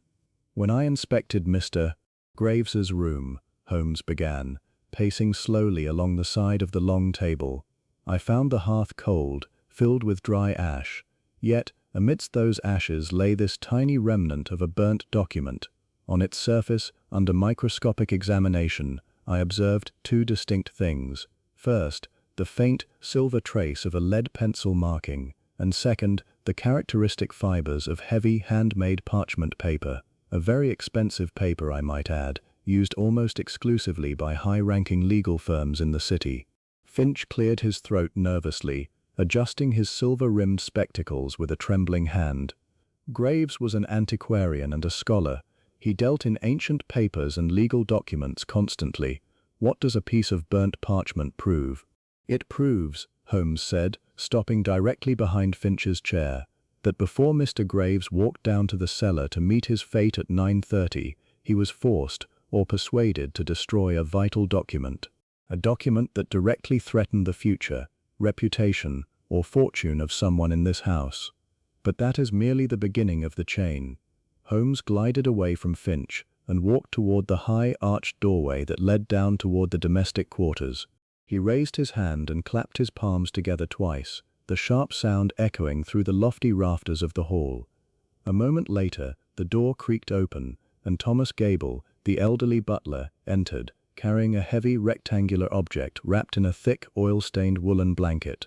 The old servant's face was pale, his eyes wide with sorrow and fear, as he carefully placed the burden upon the far end of the dining table under Holmes's instruction. "Thank you, Thomas," Holmes said gently. "You may step back." Holmes approached the table, his movements slow and deliberate, drawing every eye to the covered shape. With a swift, practiced flick of his wrist, he pulled the woolen blanket away, revealing an iron-bound wooden sea chest, dark with age and crusted around its iron brass hinges with a light coating of dry white salt residue. Arthur Pendleton gasped, his chair scraping violently against the floorboards as he pushed himself backward. That is Graves's iron chest. He kept it locked in his private study in London. How did it come to be here?" "It was not in London, Mr. Pendleton," Holmes revealed, his voice ringing with quiet authority. "It was transported to Raven Hall 3 days ago, hidden among the heavy crates of vintage wine brought up from the local railway depot before the blizzard struck. And where do you suppose I found it an hour ago, Watson?" Watson looked at the chest, then at his friend. "In the wine cellar." "Precisely," Holmes said, "tucked away in the darkest alcove behind a row of ancient port casks, directly adjacent to the iron-bound door that leads out to the ice house. The lock on this chest has been violently forced, not with a key but with a heavy iron crowbar or poker, leaving deep, jagged gouges in the oak." Holmes stepped closer to the chest, lifting its lid to reveal its interior. Inside lay a collection of heavy leather-bound journals, several rolls of ancient maps, and a smaller inner compartment made of steel, which now stood wide open and completely empty. "When I examined this empty compartment," Holmes continued, his voice dropping to a sharp, cold whisper, "I found something far more revealing than gold or jewels. I found 3 distinct grains of coarse black powder, smelling strongly of sulfur and saltpeter, along with a small circular impression in the red velvet lining." Lady Margaret's face drained of what little color remained, her hand flying to her throat. "Powder? Sulfur? Are you saying a firearm?" "Not a firearm, Lady Margaret," Holmes corrected softly. "A seal, a heavy metal seal used to stamp legal deeds and private trusts, but the presence of gunpowder residue tells a far darker story. Someone used a small concentrated charge of black powder to blow the lock of this inner box when a key could not be procured in haste." Holmes turned to face the room, his eyes glittering with fierce intellectual fury. "Let us reconstruct the sequence of events as they truly occurred on Tuesday night, stripped of all theatrical illusions. At 9:30, Percival Graves was lured down to the wine cellar under the pretense of settled business regarding this chest and the legal documents it contained. He brought with him the key to his room upstairs, intending to return shortly, but he never returned." Holmes took 2 long strides toward the center of the room. In the cellar, a violent confrontation took place. Graves was struck down from behind with a heavy, blunt instrument, quite likely the very iron poker used to force the lock of the cellar door. His body was immediately moved through the open icehouse door into the freezing darkness of the sunken garden, where the approaching blizzard would cover all traces within the hour. "My God," Lord Blackwood breathed, sinking his face into his hands. "A man murdered under my own roof, treated like garbage." "But the murderer's work was only half completed," Holmes pressed on, his voice cutting through the Earl's lamentation. "A body hidden in an icehouse will eventually be found when the thaw comes. If Graves simply vanished from the cellar, suspicion would immediately fall upon the household, and a search would begin instantly. Therefore, the killer required time. He needed the world to believe that Graves was alive, well, and safely retired in his bedchamber long after he was already dead." Watson leaned forward, his mind racing as he grasped the brilliant, sinister simplicity of the plot. So the killer took Graves's room key from his corpse. Exactly, Watson, Holmes exclaimed, striking the palm of his hand with his fist. The killer retrieved the key from the dead man's pocket, along with his brass candlestick. He walked up the back servant's staircase, entirely unobserved in the shadowed corridors. At 10 o'clock, he put on Graves's heavy traveling coat, stepped into the dimly lit main corridor, and allowed Mr. Pendleton to see him ascend the grand staircase from behind. It was a masterpiece of misdirection. The man Pendleton saw was not Graves, but his killer playing the part of the victim. And once inside the room, Dr. Finch asked, his voice shaking with a mixture of horror and fascination. Once inside, Holmes explained, the killer lit the tallow candle upon the writing desk to establish a timeline of occupancy. He threw a single personal document into the fire to create the illusion of a man settling his affairs. He opened the window briefly to allow the freezing outside air to flood the chamber, extinguishing the warmth of the room so that when the door was broken down 2 days later, the cold air would suggest the occupant had only just departed. And the locked door, Lady Margaret whispered, her eyes wide with terror. How did he lock the door from the inside with the key left in the keyhole if he left the room? Holmes smiled, a cold, thin, unyielding smile that offered no comfort. Ah, the locked door, the centerpiece of this entire illusion, the detail designed to baffle Scotland Yard and drive rational men to speak of ghosts and impossible vanishings. It is a mechanism of childlike simplicity, Lady Margaret, relying entirely upon a length of strong, fine silk thread and a simple iron weight. Holmes pulled from his waistcoat pocket a small coil of thin black silk line and held it up for the room to see. The killer stepped out of the room into the corridor, closing the door until it was nearly latched. He passed the loop of this fine thread through the bow of the heavy iron key, which he had inserted into the keyhole from the inside before stepping out. By passing the ends of the thread beneath the bottom edge of the door into the corridor, he was able to pull the thread tightly, turning the key within the lock from the outside.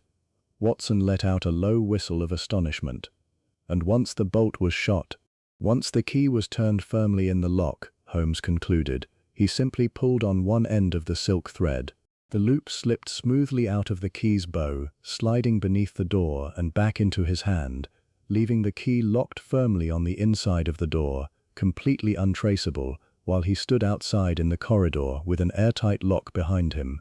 The dining hall seemed to shrink, the air growing thick and heavy as the full weight of Holmes's exposition settled upon the terrified group.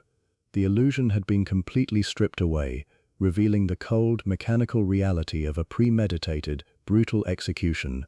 Arthur Pendleton stood shaking, his face flushed with panicked realization. Then, the person who walked up the stairs, the person who used the thread, the person who killed Graves, is a person who possessed the physical strength to move a heavy body, the intimacy with this house to know the layout of the cellars, the legal knowledge to understand the value of the burnt parchment, and the cold, unyielding nerve to execute a theatrical murder while sitting at dinner with us the very next evening, Holmes said, his voice dropping to a deadly, resonant calm. He turned slowly, his long, slender frame pivoting on his heel until his sharp grey eyes locked directly onto the face of the man standing at the head of the table. "The game is up," Sherlock Holmes said softly, extending his arm and pointing his finger directly at the accused. "The missing guest of Raven Hall never left this house because you buried him beneath the ice of your own garden. Lord Blackwood." Chapter 8. The accusation struck the grand dining hall like a bolt of lightning, shattering the tense atmosphere into an immediate, breathless chaos. Lady Margaret let out a piercing gasp, her hands flying to her mouth, while Dr. Finch recoiled in utter astonishment, his spectacles slipping down his sweat-sheened nose. Arthur Pendleton froze mid-breath, staring at the head of the table as though the very floor beneath them had given way. Lord Blackwood did not immediately shout or rage. Instead, a terrifying absolute stillness fell over his features. The color drained completely from his face, leaving his skin the shade of damp parchment, while his dark eyes narrowed into two pinpricks of pure, murderous hatred fixed directly upon Sherlock Holmes. Watson's hand tightened around the butt of his revolver within his coat, his eyes locked onto the Earl's every slight movement. He knew that a man of high birth brought to bay by the inescapable truth was far more dangerous than any common footpad in a dark alleyway. "You dare!" Blackwood's voice issued forth not as a roar, but as a low, guttural hiss that seemed to vibrate from the very depths of his chest. "You come into my ancestral home, accept my hospitality, and accuse a peer of the realm of a foul, cowardly murder based on threads of silk and wild, unhinged fantasies? I accuse you based upon cold, immutable facts, Lord Blackwood," Holmes replied, his voice calm, steady, and entirely devoid of heat or passion. "A fantasy can be shattered by a single truth, yet your entire defense has been built upon a sequence of elaborate fabrications designed to protect a crumbling family fortune and conceal a desperate crime." "This is madness, Doctor," Finch declared, standing up and waving his trembling hands frantically. "Lord Blackwood was the one who summoned you from London, Mr. Holmes. Why would a murderer travel to Baker Street to engage the most famous analytical mind in the empire to investigate his own crime? It defies all human logic. It is, on the contrary, the ultimate gambit of a desperate and highly intelligent man, Dr. Finch," Holmes explained, pacing slowly along the edge of the long table, keeping his eyes firmly fixed upon the Earl. "Consider Lord Blackwood's position on Wednesday morning. He had struck down Percival Graves in the cellar at 9:30 the previous evening, moved the body into the freezing icehouse under cover of the rising blizzard, and executed his clever locked room illusion upstairs. But he faced a terrifying dilemma.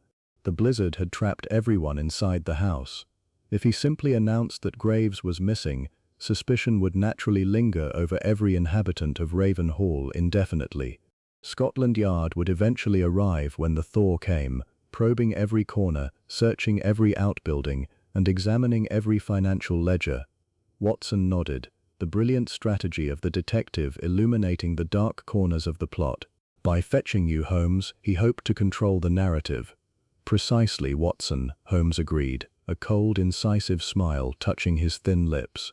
"By rushing to London himself on the early train, before the heavy drifts had completely severed the main road, and begging for my assistance, he achieved three vital objectives. First, he established an aura of complete innocence. No guilty man willingly invites Sherlock Holmes to his door. Second, he ensured that he was seen taking decisive, honorable action. And third, he hoped that by presenting me with an impossible locked-room mystery, I would become utterly fascinated by the intellectual trickery and declare the vanishing a supernatural or unsolved enigma, thereby closing the matter before the icehouse could ever be thoroughly inspected." Lord Blackwood took a slow, heavy step back from the table, his hand sliding smoothly toward the open drawer of a nearby mahogany sideboard. "Your arrogance has finally blinded you, Holmes. You have built a tower of cards out of thin air. Stand away from that sideboard, Lord Blackwood," Watson commanded sharply, his revolver clearing his coat pocket and pointing straight at the Earl's chest. "Keep your hands where we can see them." Blackwood froze, his jaw tightening as he stared down the dark, unyielding barrel of Watson's Webley, but he did not drop his hands to his sides.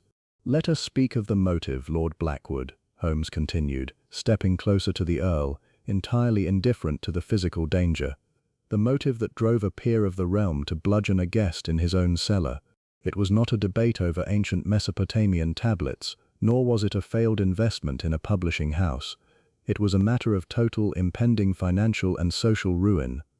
Lady Margaret looked between Holmes and her cousin, her voice trembling. "Ruin? Blackwood Estate is one of the oldest and wealthiest holdings in Hampshire." "It was wealthy 20 years ago, Lady Margaret," Holmes corrected gently. "But extensive agricultural depressions, disastrous speculations in foreign railway stocks, and lavish structural renovations to this very hall have emptied the estate's coffers entirely. Lord Blackwood was mortgaged to the hilt, living on borrowed time and heavy, ruinous loans from private lenders in London." "And Percival Graves?" Pendleton asked, his voice barely a whisper. "What had he to do with Blackwood's debts?" "Percival Graves was not merely a wealthy scholar and collector," Holmes revealed, gesturing toward the iron-bound sea chest resting on the table. "He was a shrewd, ruthless buyer of debt. 3 weeks ago, Graves secretly purchased the entire collection of primary mortgages held against Raven Hall from a financial syndicate in Chancery Lane. He brought the original legal deeds, the very documents contained within that iron chest, to this house on Tuesday. That was the letter Mrs. Gable saw him send on Monday afternoon, a message to his solicitors in London, directing them to initiate foreclosure proceedings on this estate. Lady Margaret gasped, turning her horrified gaze upon Blackwood. "Julian, is this true? Was he going to strip you of the hall?" Lord Blackwood's composure shattered completely.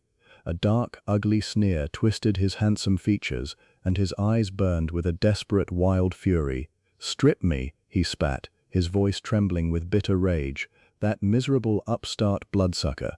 My family has held Raven Hall for 400 years. We fought for the crown. We built this county. We bled for this soil. And that wretched little moneylender thought he could walk into my home, sit at my table, and demand I hand over the keys to my ancestral seat because of a few paper debts." "So you lured him to the cellar," Watson said, his voice hard with righteous indignation. "He demanded a private meeting to settle the transfer of the deeds," Blackwood confessed, the words pouring out of him now in an unstoppable torrent of resentment. "He brought his iron chest down to the wine cellar at 9:30, boasting that by the end of the month my family crest would be carved off the gates. He stood there in the dark, smiling that arrogant, superior smile, telling me I would be turned out into the cold like a beggar." "And so you killed him," Holmes stated coldly.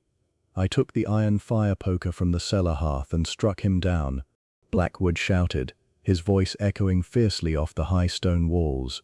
"He died before he reached the stone flags. I forced the lock on his chest, pulled out the mortgage deeds, and burned them in his room upstairs. I moved his miserable corpse into the ice house, locked the outer door, and set the room upstairs to look like a vanishing act. It was a brilliant plan. The blizzard would cover everything. If the deeds were gone and his body was never found inside the house, his solicitors had no legal claim that could stand in court." "A brilliant plan indeed," Holmes said quietly, "save for one fatal flaw. You forgot that while fire destroys paper, it leaves behind the ashes of truth, and while snow covers a murder, the ice preserves the victim."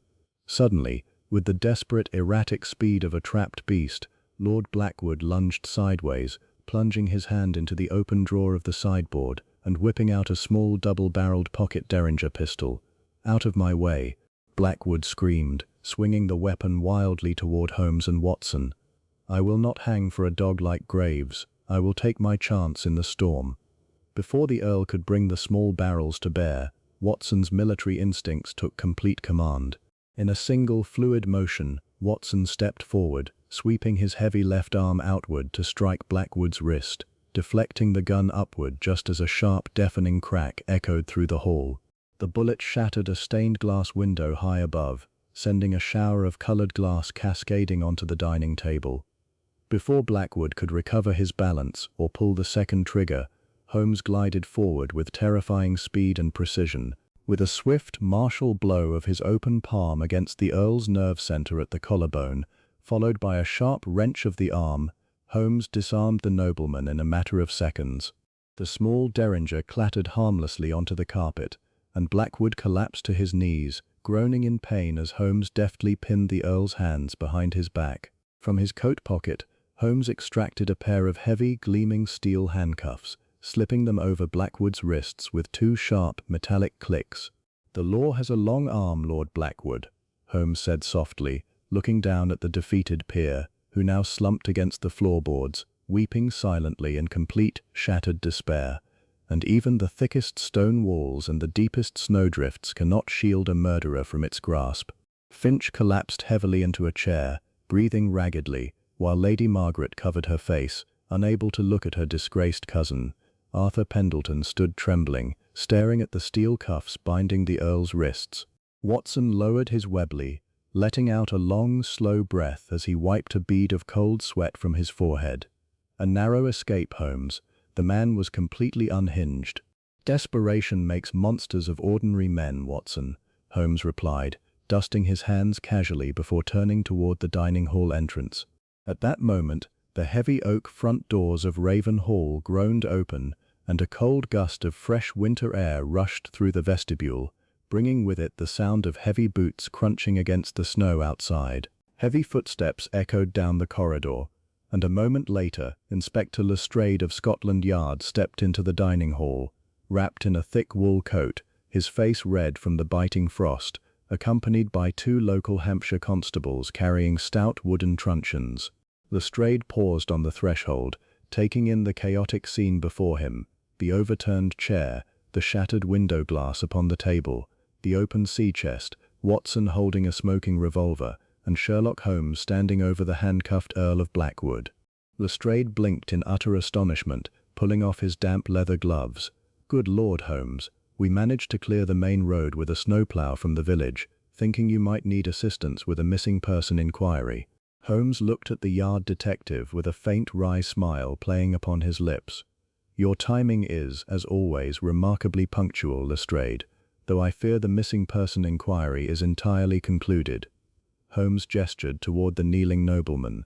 "Inspector Lestrade, allow me to present your prisoner, Julian, Earl of Blackwood. You will find the body of his victim, Mr. Percival Graves, preserved in the ice house in the sunken garden, and you will find the full confession of his crime recorded in the presence of 4 witnesses.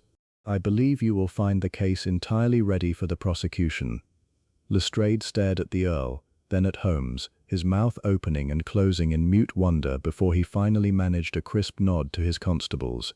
"Take him into custody," Lestrade ordered quietly. As the constables stepped forward to lift the defeated peer to his feet, Holmes walked over to the window, looking out at the sun finally breaking through the heavy grey clouds, illuminating the snow-covered grounds of Raven Hall in a brilliant, dazzling sheen of pure light. "Come, Watson," Holmes said, his voice thrumming with quiet relief. "The storm has passed, the air is clean once more, and our work here is finished. If we make haste to the station, we shall just catch the afternoon express back to Baker Street, where a warm fire and a hot cup of tea await us." Chapter 9. The clatter of the heavy iron wheels against the steel rails was a steady, rhythmic cadence as the London Express thundered south through the rolling white hills of Hampshire. Outside the carriage window, the oppressive gloom of the past 3 days was fast melting away beneath a brilliant, low-hanging winter sun that turned the snowfields into vast sheets of glittering diamond dust. Inside the first-class compartment, the atmosphere was a stark contrast to the freezing, fear-choked halls of Raven Hall. A small coal stove in the corner radiated a pleasant, dry heat, and the aroma of sweet tobacco smoke drifted gently in the quiet air.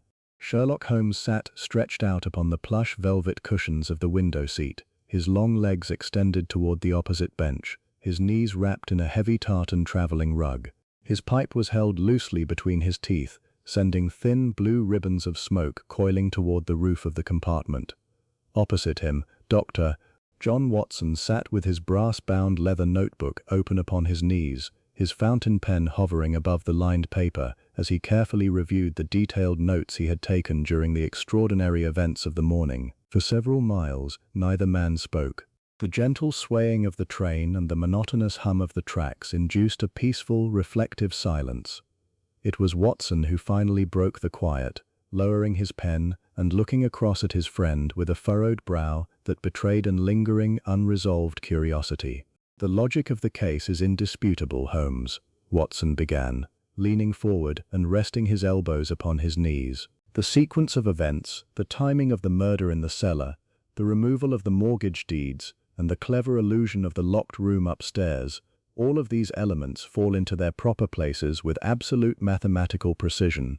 Yet, there remains one subtle aspect of Lord Blackwood's behavior that continues to puzzle me deeply."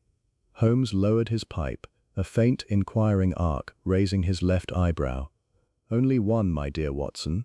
I should have thought a case so thoroughly drenched in human deception would offer a dozen lingering conundrums. Pray, what is this singular point that troubles your medical mind?" "It is his trip to Baker Street," Watson explained, tapping his pen against the leather cover of his journal. "Consider the tremendous, unnecessary risk he undertook. On Wednesday morning, he had successfully committed the murder. The body was safely concealed in the freezing depths of the ice house, where no one would think to look while the estate was blanketed in snow. The locked room upstairs was an utter paradox that baffled everyone in the house. Had he simply remained at Raven Hall, expressed profound sorrow and confusion over his guest's vanishing, and allowed the local Hampshire constabulary to conduct a routine, bewildered investigation when the roads cleared, he might very well have escaped all suspicion. Why then did he deliberately seek you out? Why bring the sharpest analytical eye in Europe directly to the scene of his secret crime? Holmes let out a soft, dry chuckle, a ring of grey smoke floating from his lips. You touch upon a fascinating problem in criminal psychology, Watson. It is an error committed only by the most egoistic and intellectual of criminals. The foolish footpad, or the crude murderer, flees from the light. He buries his knife, runs to the nearest den of vice, and prays that chance will shield him from the gallows. But a man of Lord Blackwood's social standing and pride operates under a far more dangerous delusion. He believes himself inherently superior to the ordinary machinery of justice. So it was pure vanity, Watson asked. Vanity, compounded by a desperate need for absolute certainty, Holmes replied, his grey eyes sharpening as he warmed to his subject. Consider his situation more closely. Blackwood knew that Percival Graves was a man of meticulous business habits. He knew that Graves's legal firm in Chancery Lane was aware of his journey to Raven Hall and the nature of the mortgage deeds he carried in that iron chest. Blackwood realized that as soon as the storm abated, Graves's solicitors would make inquiries.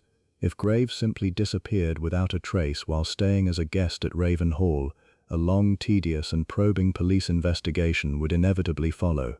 Holmes paused, leaning forward to tap the ash from his pipe into a small brass tray beside the window. Blackwood knew that Scotland Yard, represented by our worthy friend Lestrade or another of his ilk, would eventually search every corner of the grounds when the thaw came.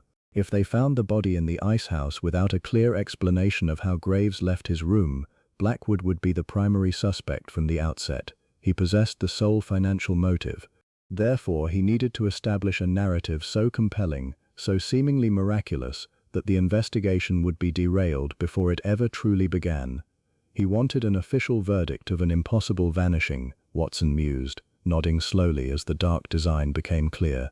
Precisely, Holmes declared. He calculated that if Sherlock Holmes, the man who relies strictly upon observation and logic, inspected the second-floor suite and declared that Percival Graves had vanished from a room locked from the inside, leaving no physical footprints in the snow, that conclusion would become an absolute, unquestioned fact in the eyes of the law. He intended to use my reputation as his ultimate shield. If I declared the room an unexplainable paradox, no police inspector would dare contradict me to look for a mundane corpse in a garden cellar. He did not come to Baker Street to seek my help in finding a missing man, Watson. He came to hire my prestige to certify a ghost story.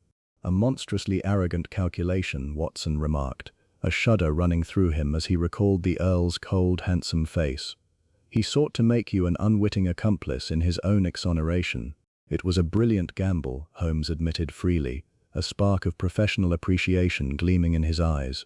And had he been dealing with an investigator who allowed his judgment to be clouded by surface appearances, the gamble might very well have succeeded. He played his part impeccably. His arrival at Baker Street in a state of carefully rehearsed distress, his theatrical dread of supernatural forces, his eagerness to show us the locked door, all of it was executed with the skill of a seasoned actor. But he made the classic error that every arrogant plotter makes. He focused so entirely upon creating a perfect theatrical effect that he ignored the unyielding, stubborn nature of physical facts. The candle, Watson said softly. The candle, the cold hearth, the fresh air, the lubricated hinges, and above all, the element of time. Holmes enumerated, ticking the points off on his long, slender fingers. He constructed a magnificent stage setting in that second-floor room, but he forgot that every action leaves an indelible mark upon the physical world. A candle leaves its wax, a fire leaves its ash, a key turned by a thread leaves its microscopic friction marks upon the iron bow. He believed he was playing a game of intellect against an audience of fools, forgetting that nature does not lie to accommodate a murderer's script. Watson leaned back against the cushions, looking out at the passing telegraph poles that lined the railway track. It is a terrifying thought, Holmes. If you had not noticed those minute horizontal scratches upon the lock, or the faint grease on the cellar hinges, a brutal murder would have been written off as a mysterious, unsolved disappearance, and a cold-blooded killer would still be holding court in his ancestral hall. "That is the fascinating beauty of our profession, Watson," Holmes said quietly, his voice dropping to a thoughtful baritone. "The difference between a hideous injustice and the cold vindication of the law often hangs upon a thread no thicker than the piece of black silk Lord Blackwood used to turn that key. The universe is full of obvious things which nobody by any chance ever observes. The average human eye sees, but it does not observe.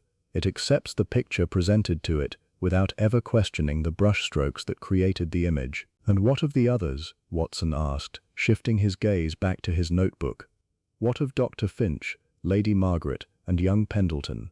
They were all caught in that web of suspicion." Holmes smiled dryly. "They were the unwitting orchestra that provided the background music for Blackwood's performance. Dr. Finch's academic arrogance and hot-tempered debates over Babylonian tablets made him a natural, obvious suspect for anyone looking for a violent outburst. Lady Margaret's bitter financial grievances over her late husband's ruined investments provided a classic selfish motive, and poor young Pendleton, with his frantic ambition to acquire rare manuscripts and that telltale smear of sealing wax upon his jacket sleeve, was the perfect red herring." "And the wax on Pendleton's sleeve," Watson inquired, "was that merely a coincidence?" "A complete coincidence, which Blackwood exploited with masterly subtlety," Holmes explained. "Pendleton had indeed examined the document on Graves's desk earlier that evening, as he admitted. His nervous demeanor and eagerness to clear himself merely added to the general atmosphere of guilt and confusion that Blackwood cultivated. A clever criminal loves nothing more than a house filled with nervous, secretive people. Their individual anxieties create a fog behind which he can operate with impunity." Watson tapped his chin thoughtfully with the end of his pen. "And what do you suppose will become of Raven Hall now, Holmes? With the Earl facing the gallows for high treason against human law, the estate must surely pass into other hands." "The estate will be liquidated to satisfy the claims of Graves's creditors and solicitors in London," Holmes said, looking out at the snow-covered landscape once more. "The ancient portraits will be auctioned, the heavy oak furniture scattered to the four winds, and the hall itself will likely fall into the hands of some wealthy merchant or industrialist from the north who cares nothing for 400 years of Blackwood history. It is a fitting end, perhaps. The house was built upon pride, sustained by debt, and ultimately destroyed by the very arrogance of its last master." The train gave a long whistle as it rounded a wide curve, the dense white steam from the locomotive drifting past the carriage window like a passing shroud. London was drawing nearer. The open fields of Hampshire were beginning to give way to the clustered brick cottages and smoky outskirts of the metropolis. Watson closed his notebook with a firm, decisive clasp and slipped it back into his pocket. "It will make a remarkable narrative, Holmes. The missing guest of Raven Hall. A case where a man appeared to vanish into thin air from a locked room, only to be found buried under the very feet of those who searched for him." Holmes looked across at his friend, a warm, genuine smile lighting up his hawkish features. "Write it as you will, my dear Watson. Embellish the atmosphere with your usual romantic flourishes and dramatic descriptions of the winter storm. But pray, ensure that you lay proper emphasis upon the thread, the candle, and the time. For when all is said and done, it was not the detective who caught Lord Blackwood, but his own absurd belief that a clever lie can permanently overcome the quiet, unyielding truth." Holmes reached out, pulled his pocket watch from his waistcoat, and clicked open the silver case. "We shall be at Waterloo in less than 20 minutes. If we are fortunate, Mrs. Hudson will have kept a hot supper waiting for us by the fire, and we can leave the ice and shadows of Raven Hall where they belong, in the cold, silent past." Chapter 10. The transition from the pristine, icy desolation of the Hampshire countryside to the suffocating, sulphurous embrace of London was as abrupt as waking from a freezing nightmare into a smouldering, chaotic reality. As our express train finally hissed and groaned to a halt beneath the massive iron and glass canopy of Waterloo Station, the brilliant winter sun that had accompanied us on our journey north was entirely swallowed by a thick yellow fog. This dense, acrid miasma, smelling faintly of coal smoke and damp river mud, clung to the wet cobblestones and swirled sluggishly around the glowing halos of the gas lamps. To any ordinary traveler, such a grim atmosphere might have seemed a dismal conclusion to a grueling journey, but to Sherlock Holmes, the foul air of the metropolis was the very breath of life. He stepped down onto the crowded platform with a renewed, almost feline energy. His long tweed ulster coat wrapped tightly around his gaunt frame, his sharp eyes instantly scanning the bustling sea of porters, newsboys, and weary commuters with the ravenous appetite of a predator returning to its natural hunting grounds. We secured a four-wheeled cab with little difficulty, and the steady, rhythmic clatter of the horses' hooves against the slick pavement provided a soothing counterpoint to the chaotic rattle of the London streets. Within the hour, we were safely deposited before the familiar, welcoming doorway of 221B Baker Street. Mrs. Hudson, our long-suffering and endlessly patient landlady, greeted us in the hallway with exclamations of relief, her hands fluttering in mild distress at our wind-chilled appearance. True to Holmes's earlier prediction, she had kept a roaring fire ablaze in the sitting-room grate, and a cold supper of sliced roast beef, crusty bread, and sharp cheddar cheese was swiftly laid out upon the mahogany table, alongside a fresh pot of steaming black tea. Holmes, however, displayed entirely no interest in the domestic comforts that I so eagerly embraced. While I sank into my favorite armchair, extending my frozen boots toward the crackling hearth and allowing the deep, penetrating warmth to thaw my aching joints, my companion merely tossed his coat and hat onto the nearest settee. He immediately crossed the room to his cluttered chemical workbench, igniting a Bunsen burner with a swift scratch of a match and peering intensely into a glass retort filled with a bubbling amber liquid that he had abandoned days prior. The Earl of Blackwood, the freezing icehouse, and the elaborate, sinister illusion of the locked room seemed to have evaporated from his mind the very moment he crossed the threshold of our lodgings, replaced instantly by whatever obscure, esoteric scientific inquiry currently demanded his formidable intellectual focus. It was not until 3 weeks later that the grim and tragic affairs of Raven Hall intruded upon our quiet domestic sanctuary once more. The winter had softened into a damp, dreary February, and the sensational trial of the Earl of Blackwood had gripped the imagination of the British public with an unparalleled fervor. The London papers were plastered daily with lurid headlines detailing the Hampshire horror and the aristocratic assassin, the sheer audacity of the crime, a peer of the realm bludgeoning his creditor in a subterranean wine cellar and orchestrating a theatrical, impossible vanishing to conceal the deed, provided endless fodder for the gossips of high society and the common laborers alike. On a particularly dismal Tuesday evening, while the rain lashed relentlessly against our window panes, the heavy tread of police boots sounded upon our stairs, and Inspector Lestrade of Scotland Yard was ushered into our sitting room. The ferret-like detective looked remarkably pleased with himself, his bowler hat dripping water onto the carpet, as he enthusiastically accepted my offer of a glass of port wine.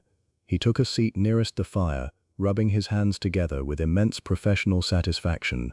"Well, Mr. Holmes," Lestrade began, taking a hearty sip of the ruby liquid and smacking his lips in approval.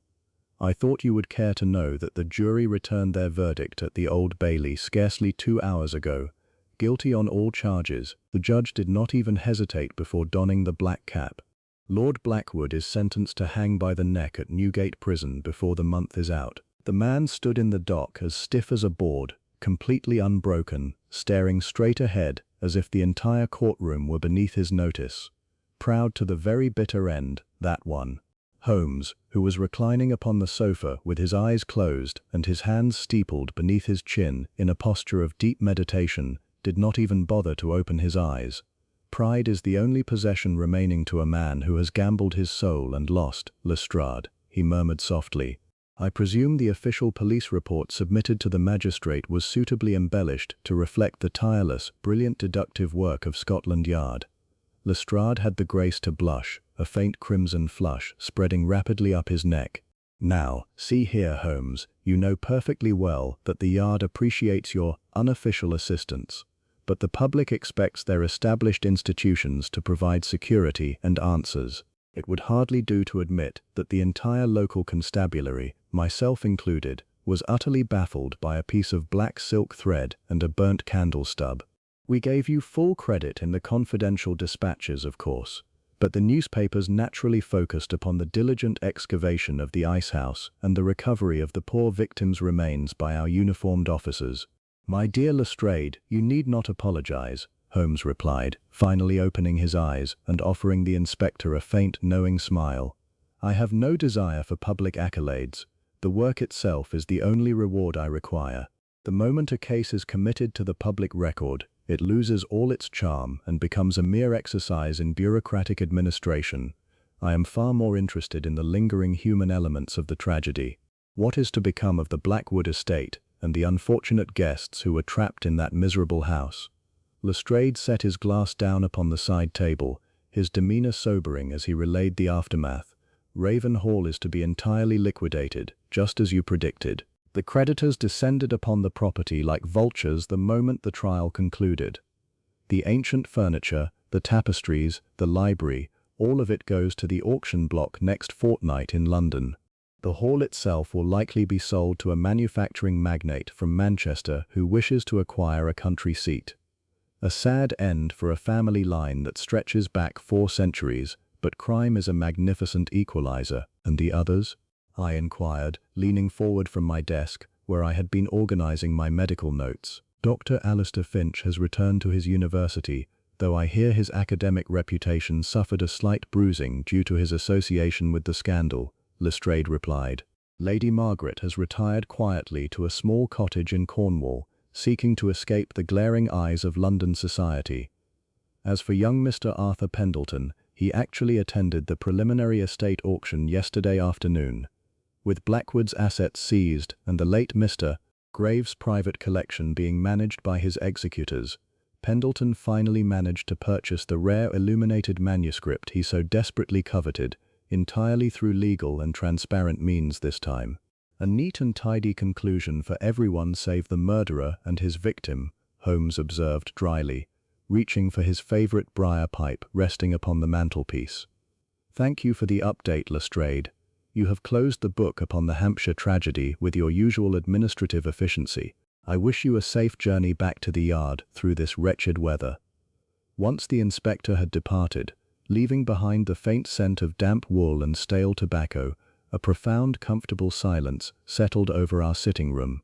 I turned my attention back to the thick, leather-bound journal resting upon my writing desk. For the past several evenings I had been meticulously drafting the narrative of the Raven Hall affair, attempting to capture the suffocating dread of the blizzard, the baffling impossibility of the locked door, and the cold, unyielding brilliance of my friend's deductions.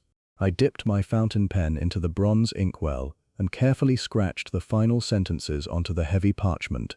When I laid the pen aside and gently blew upon the wet ink to dry it, Holmes stirred from his position on the sofa, opening one eye to regard me with a look of mild, cynical amusement.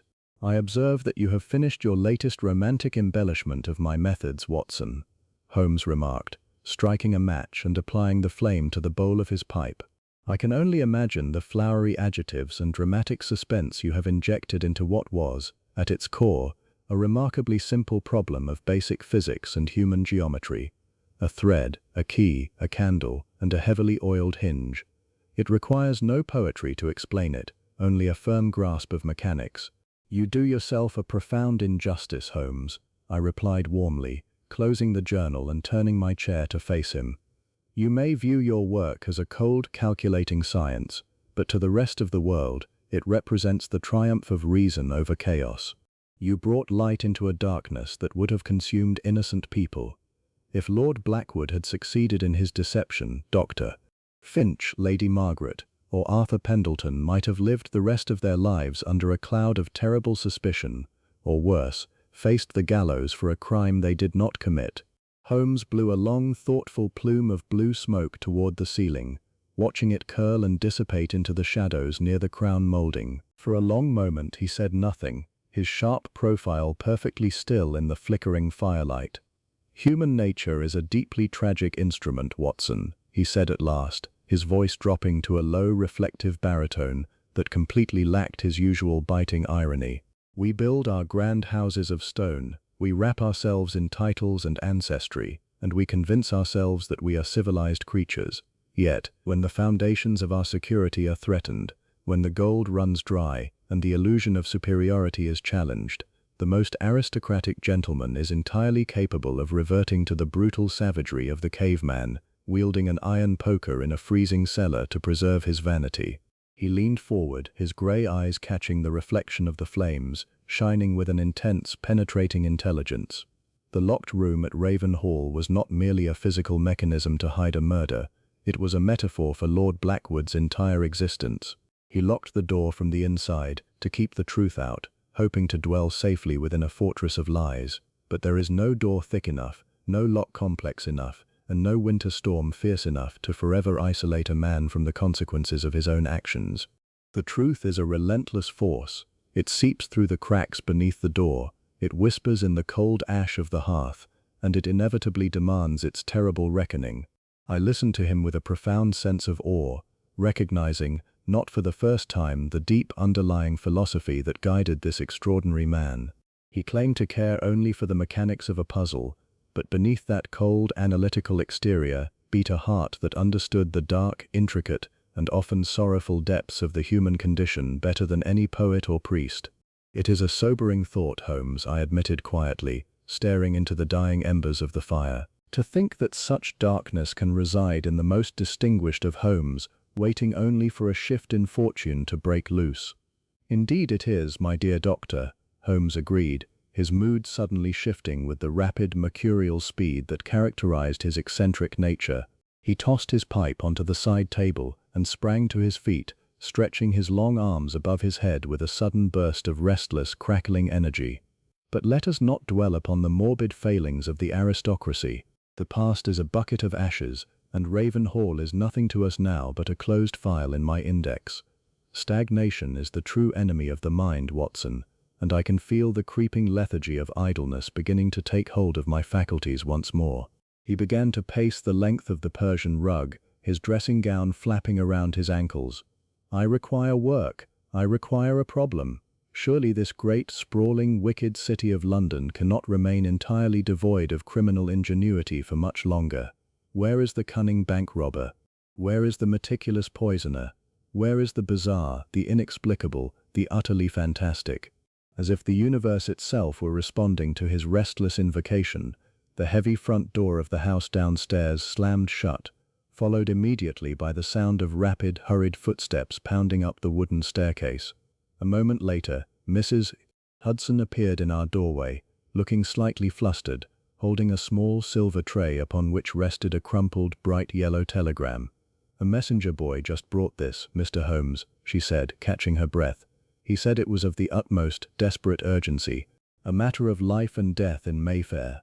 Holmes snatched the telegram from the tray with the speed of a striking falcon, ripping open the envelope and devouring the written words with his piercing eyes. Instantly, the boredom and philosophical melancholy vanished from his face, replaced by a radiant, electric intensity that made him seem entirely transformed.